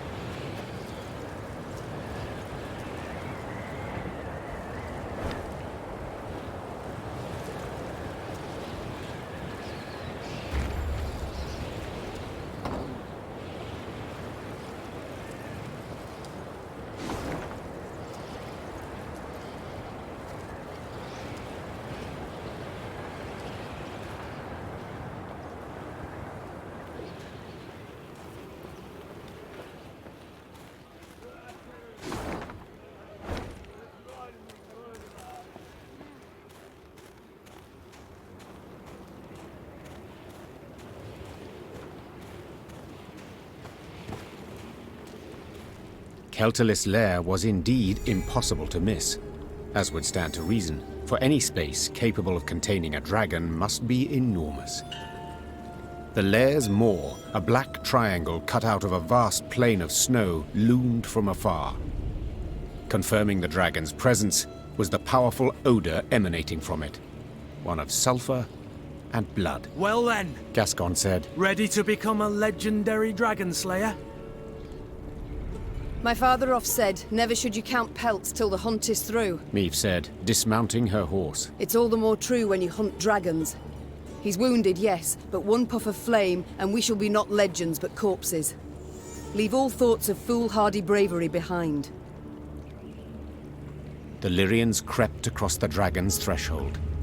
They walked single file, shields raised, watched by bats hanging from the ceiling. Keltalis lay curled up on a bed of diamonds and gold coins turned red from his blood. Seeing how he strained merely to lift his massive head, Maeve knew the dragon no longer posed any threat. Come to finish what your poison began? The monster croaked hoarsely. Fine. Do it then. Keltalis turned over, exposing his vulnerable underbelly, and waited calmly for the fatal blow. Wait. Maeve said, dropping her sword. What poison?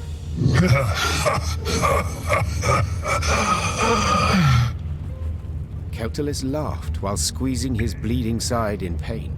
So they didn't tell you? Lousy munchkins. Hey! Watch your tongue! Gabor yelled. Sides! I didn't ken anything about it. Keltalis looked the Lyrians over mistrustfully with his snake-like eyes, then began to tell his tale. The caravan Maeve had met on the road was different to the others.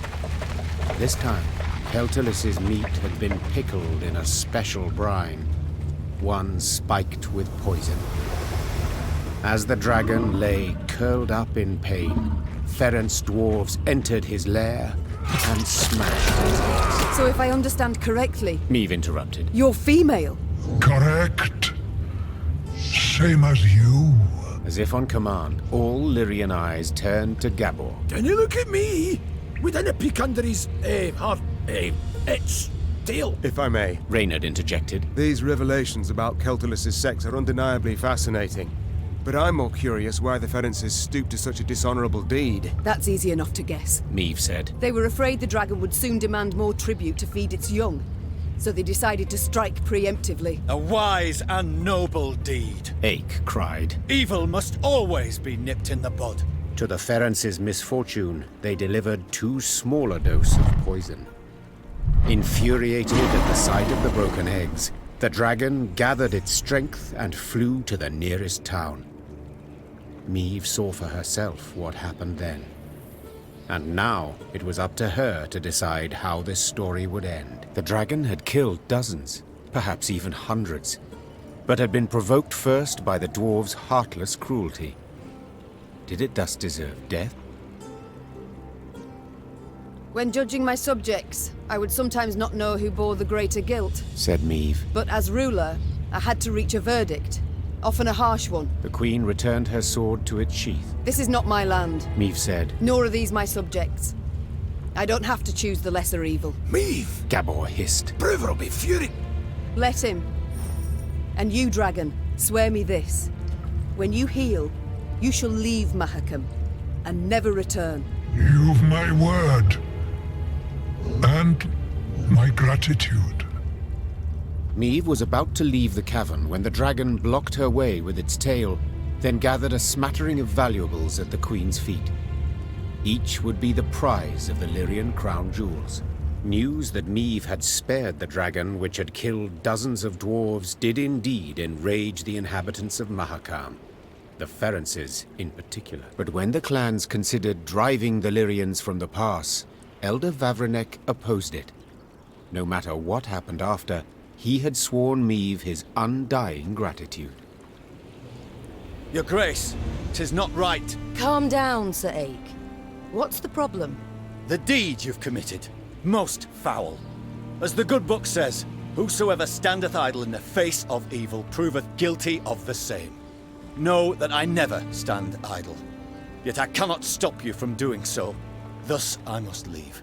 I refuse to play any part in the wickedness you perpetrate. Sir Ake. Farewell, Queen, and may the gods have pity on your soul.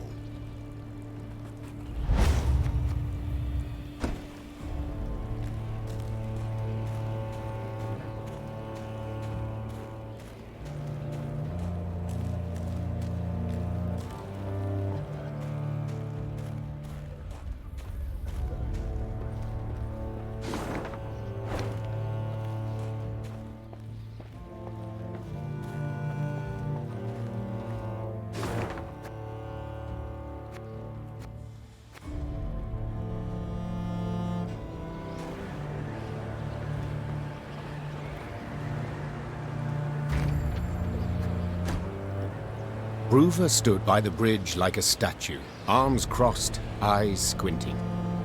Meve sighed inside. She stood little chance of having a pleasant chat. Elder-in-Chief, sir. No Sharon and Grayson here, lass. Ploughing humans. Always out to fix things, always end up cocking them up. You think you're due glory, do you? Monster Slayer Meve? Patroness of dwarves? Blast it. What do you think? Why didn't I exterminate those beasts myself, eh? Go on, tell me! For you. For I didn't want to. For something didn't fit, damn it. So I resolved to not destroy their nests and evidence till I learned the truth of who done it. Postponed it all those years expressly. Though your subjects were dying. I didn't need no lectures from the likes of you. Justice must be served. That's worth any price. And I was close. Had leads. And now, it's all gone to hell. You flooded Devor's abyss. You brought Boros Rump down on itself. And I'll never ken who killed the Fuchses. Understand? Never!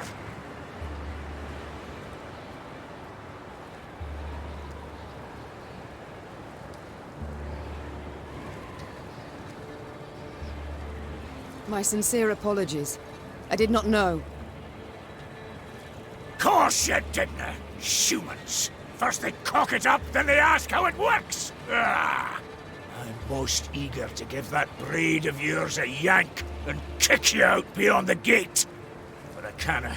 For the clans are grateful to you. Fools. Fools. All fools. They've forced me to give you an audience, official like, with witnesses, all at the foot of Mount Carbon. Come on then, time to move on.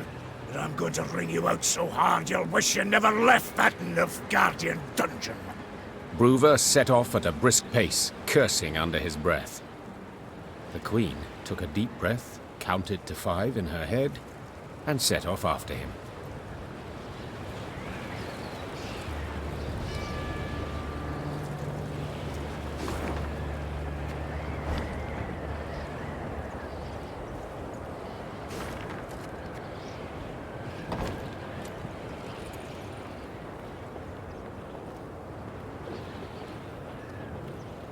Dwarves demonstrate innovative thinking in many domains: metallurgy, engineering, architecture. Yet there is one in which they could not be bothered: naming. For this reason, the bridge that linked the Mahakam Pass with Mount Carbon was simply named Langbridge. Meve learned it was a thoroughly fitting name. Having stopped for a breath halfway across the road suspended over a deep chasm, the Queen could see neither end of the bridge, both concealed by thick clouds. Amazing, whispered the Queen. I feel as though we traversed the very sky. The Queen and her retinue were nearing Mount Carbon when Meve heard a cry.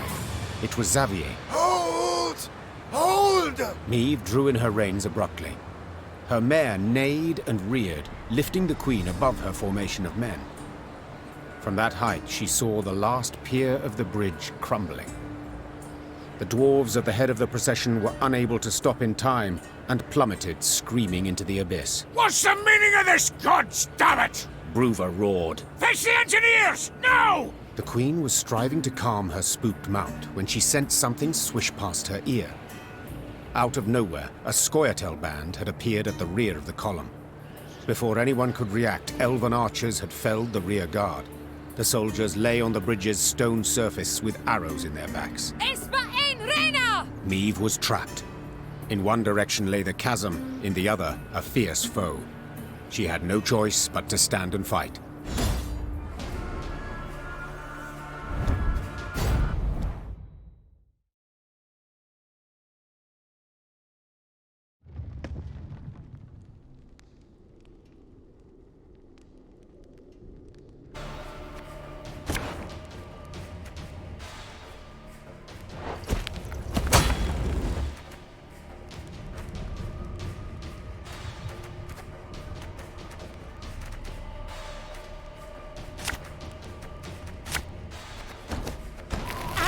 Renna! You are mine! We're trapped, Your Grace, but we can try and fight our way through.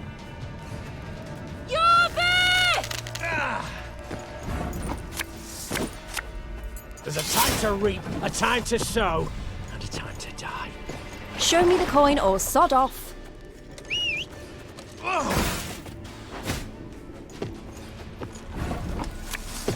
Aye.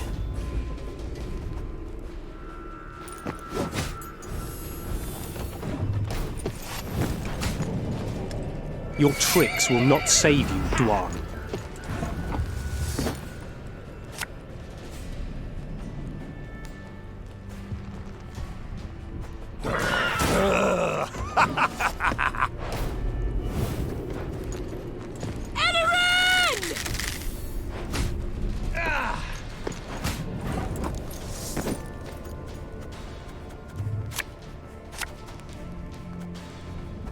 Think you ballbags can do whatever the devils you please?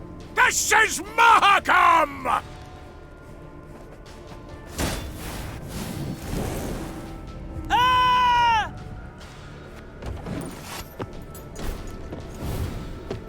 Nay, Dwan vacamest.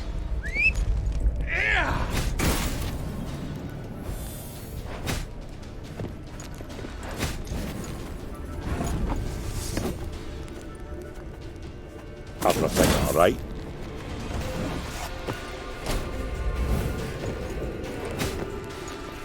Got business for me?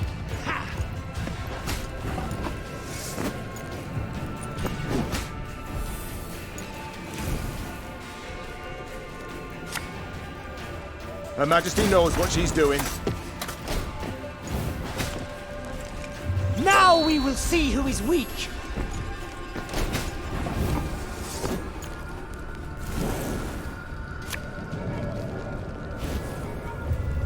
Yeah, yeah!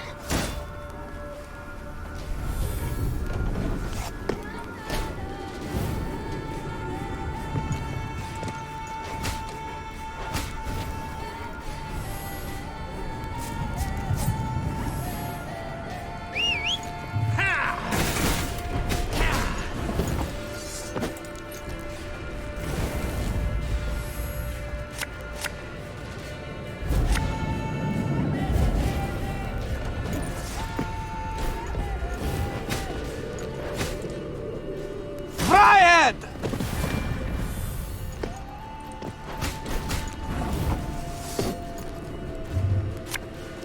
Fear not. We shall achieve our goal.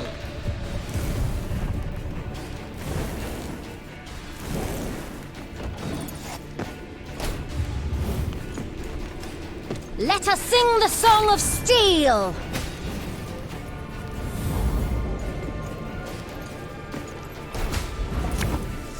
Watch your heads!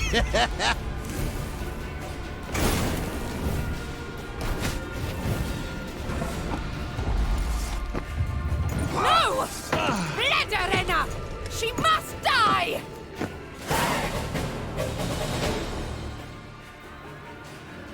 Their strength combined, the Lyrians and dwarves managed to defeat the Scoia'tael.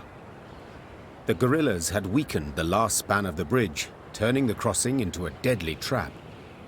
Had Xavier, who noticed the weakened structure at the last instant, not called out, all would have fallen into the chasm. The Lyrians managed to capture the unit commander.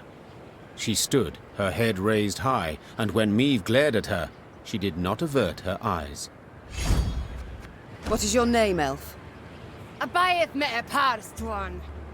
She said, Thank you, Reynard. I know well what she said.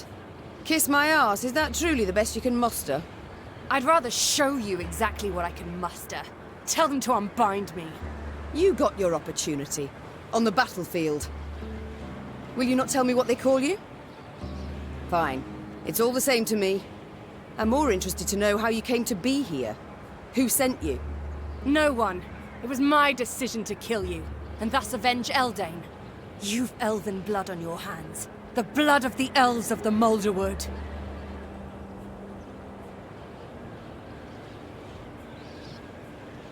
Eldain was a criminal. He got what he deserved. You call him a criminal? What do you call humans who murder our kind in pogroms, who massacre us? What do you call Black Rayla who fought at your side? Do not dare compare us. Do not dare! Enough. I've heard all I wish to hear. But I haven't.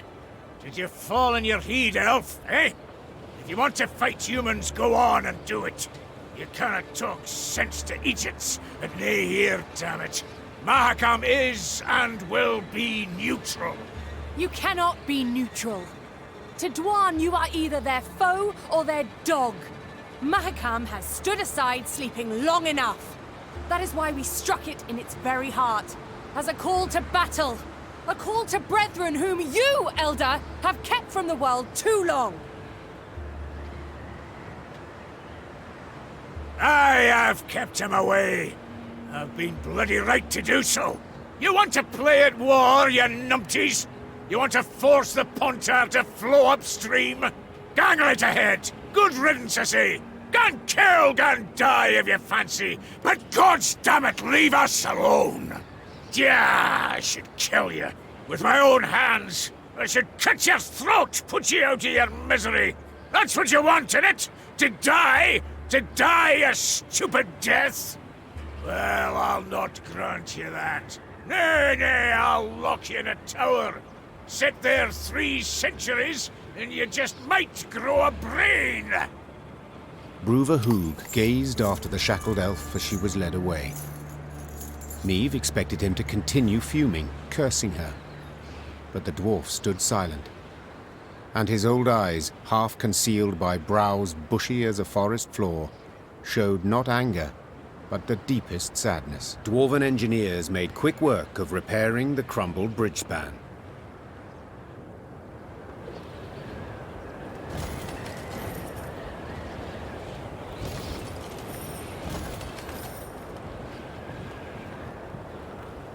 Look, Mount Carbon. Damn. And I thought Novigrad was big. So the elves are against us.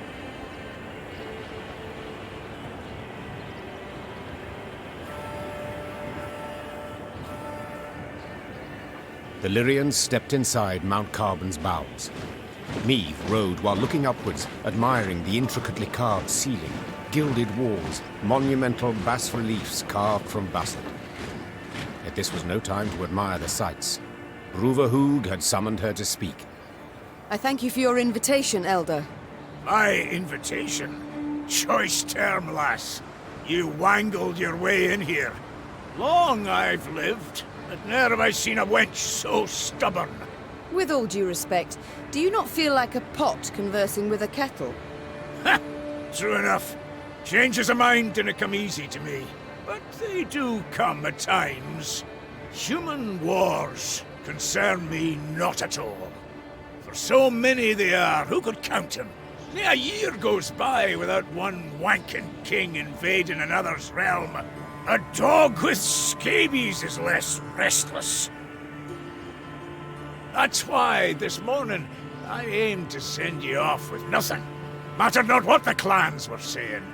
Rivia, Schmivia, who gives a sheep's fart?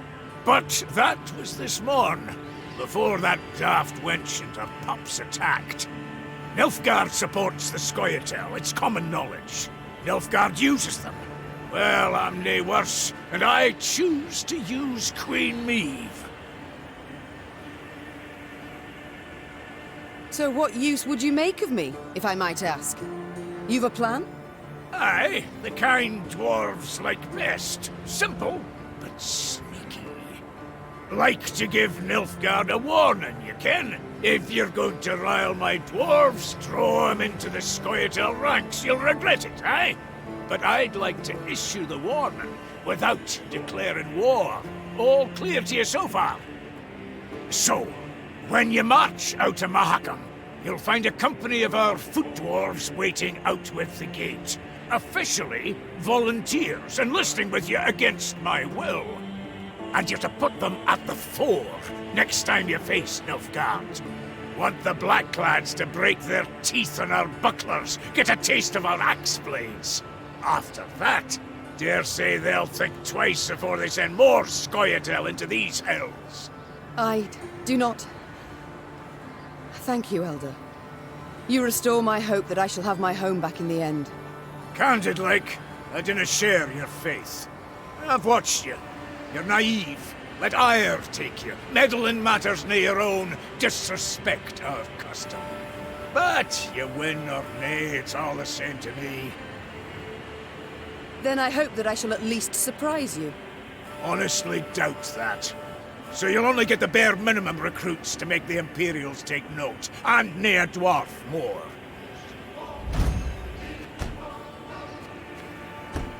And for that I am grateful. But now, I would like to march at once. So by your leave... Go ride! Now if you can! Quicker you get out of our mount, the better. Without waiting for Meve's reply, Bruver turned his back to her. The Queen left without saying a word. There were few choice ones burned on her lips. Meve was on her way back to her company when who should step in front of her if not Gabor?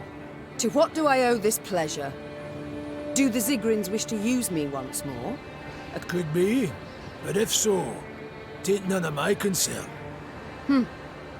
Why's that? For I've resolved to leave Mahakam for all time. And where will you go? Dinna ken. Wherever you lead me. I beg your pardon. Your Grace. Meve. I betrayed your trust. Tricked you outright. In spite of that, you kept my confidence. Risking everything. To say I'm grateful is just a wee understatement. I'm indebted to you. Deeply so. Please let me pay it off. Let me fight at your side. Heed to hip with you.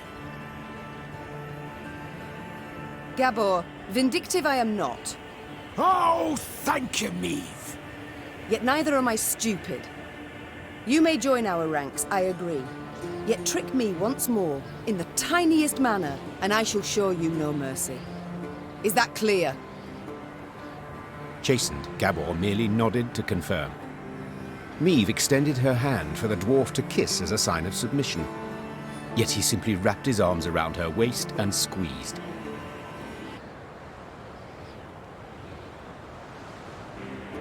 The Lyrians were ready to leave Mahakam when they heard the sonorous blast of a commander's horn announcing the arrival of Bruverhoog. Oh, what does he want now? When she saw a sour grin on his face, Meve knew the tidings were not good. But what she heard next exceeded her wildest expectations. Come to say farewell? No need, truly. Came 'cause I got a burning question. Maeve, you expecting anyone? How's that? Runner says a delegation's arrived at Carbon, frae Lyria and Rivia. Got a Nilfgaardian escort. How dare they? Traitors. Who leads it? You'd best sit. Who leads the delegation? It's your son, Willem, I fear. Willem? Mahakam remains neutral as regards all your squabbles. I trust I needn't remind you. So I'll have no scrambling nor shoving, and certainly no bloodshed. Point of fact, I'd prefer it if you... I wish to speak to him. I'd forbid you, but, as I said, never seen a more stubborn wench. Alrighty then, jabber away with him. Just remember, hands to yourself. Meve spotted banners, a Lyrian eagle upon one surrounded by Nilfgaard's black rags. Her hands became fists, showing how helpless she felt. Then her son and rival, Willem, emerged from behind a row of Imperial footmen. My. I should apologize. It seems I missed the coronation.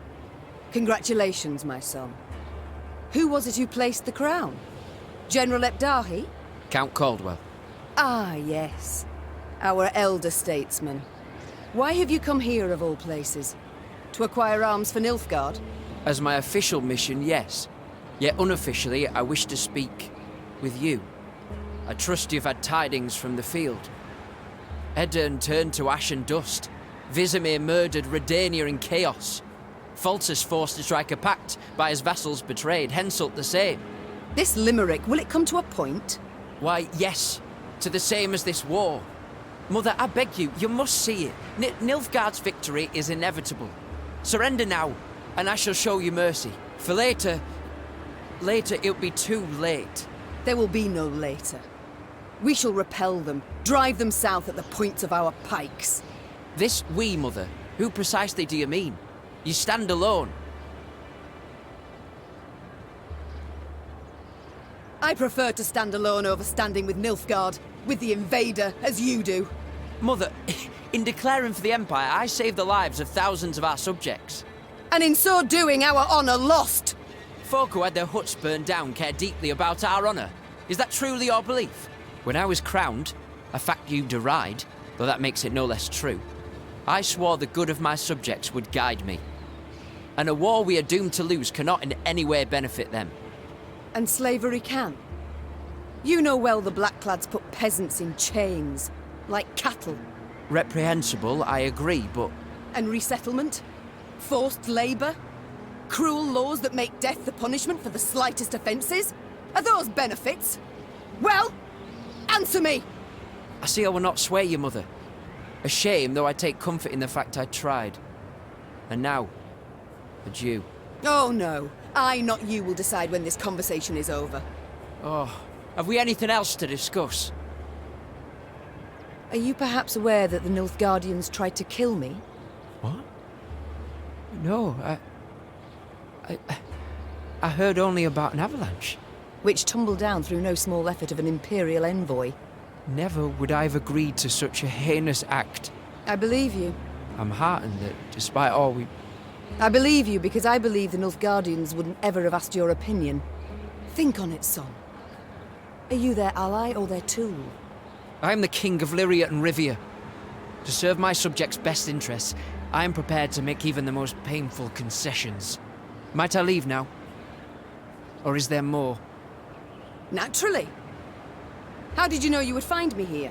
I received Nilfgaardian reports to the effect that you've been seen in the pass.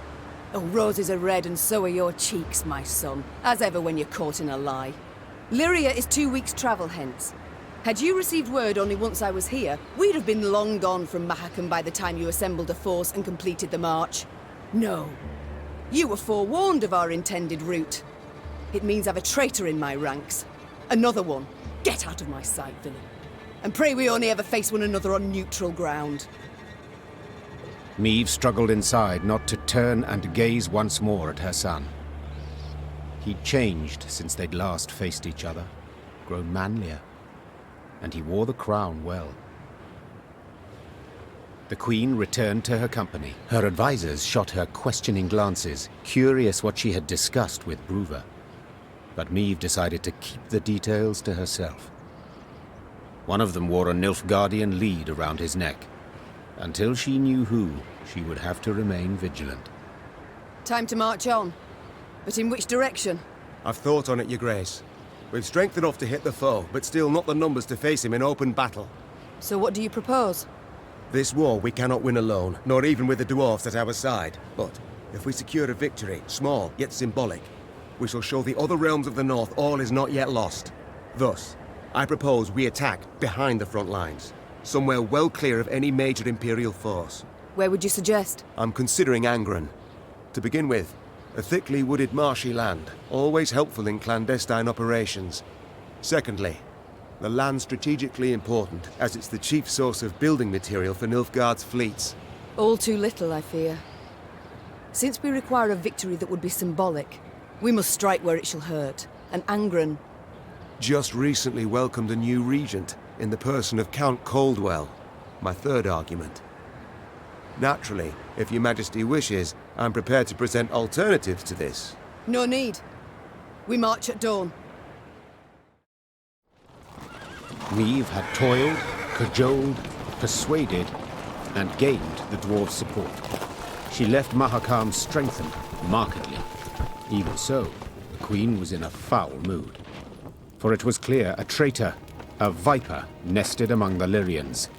Someone who had conveyed the Queen's plans to her foe. From this moment on, Meve would need to weigh every word she uttered, even in the presence of her closest associates. Your Grace, we must put our course forward. Shall we take the western passage into Angren, or...? Not now. When, then? Dawn approaches, yet we know nothing of where... I will not repeat myself. The Queen knew she would learn the traitor's identity in the end. If need be, she would tear the name from the throat of another turncoat, Count Caldwell. Meve drooled at the prospect of seeing Caldwell in chains, then passing him to the hangman. Saddle the horses. I shall take the fore. The time for diplomacy, for preparations and negotiations had gone. Meve was to attack her foe at last, and she could not wait to do so.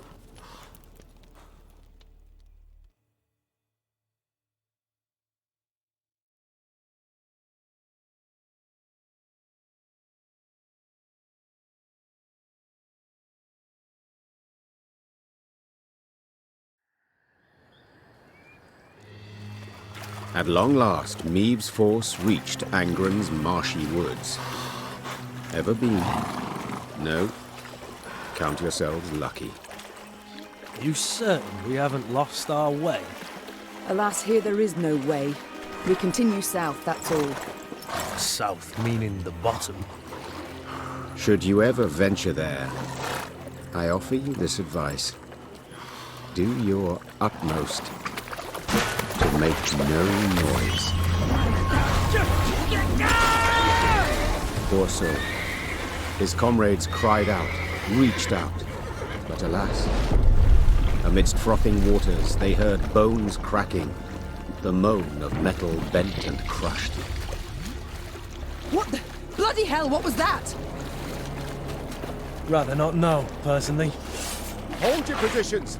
Arms at the ready! It was a glusty war. One of many the Lyrians would encounter along their path. But let's not get ahead of ourselves.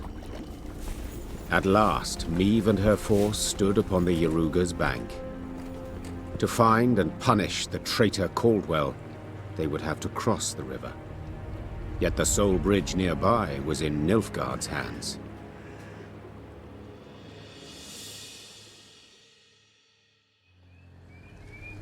Your Majesty, some new reports require your attention.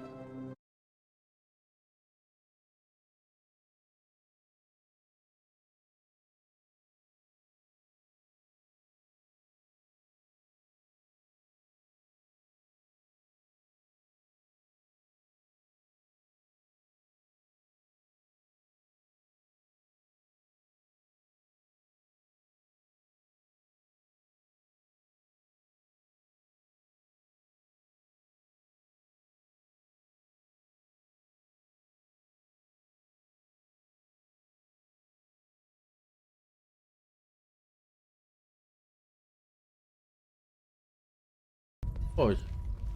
Άρα πρέπει με κάποιο τρόπο να ανέβω εκεί. Τι είναι αυτό? Μαλάκα πάλι εμένα μου τους φέρνεις ρε. Ρε είσαι τρελός ρε. Τι αυτός ρε.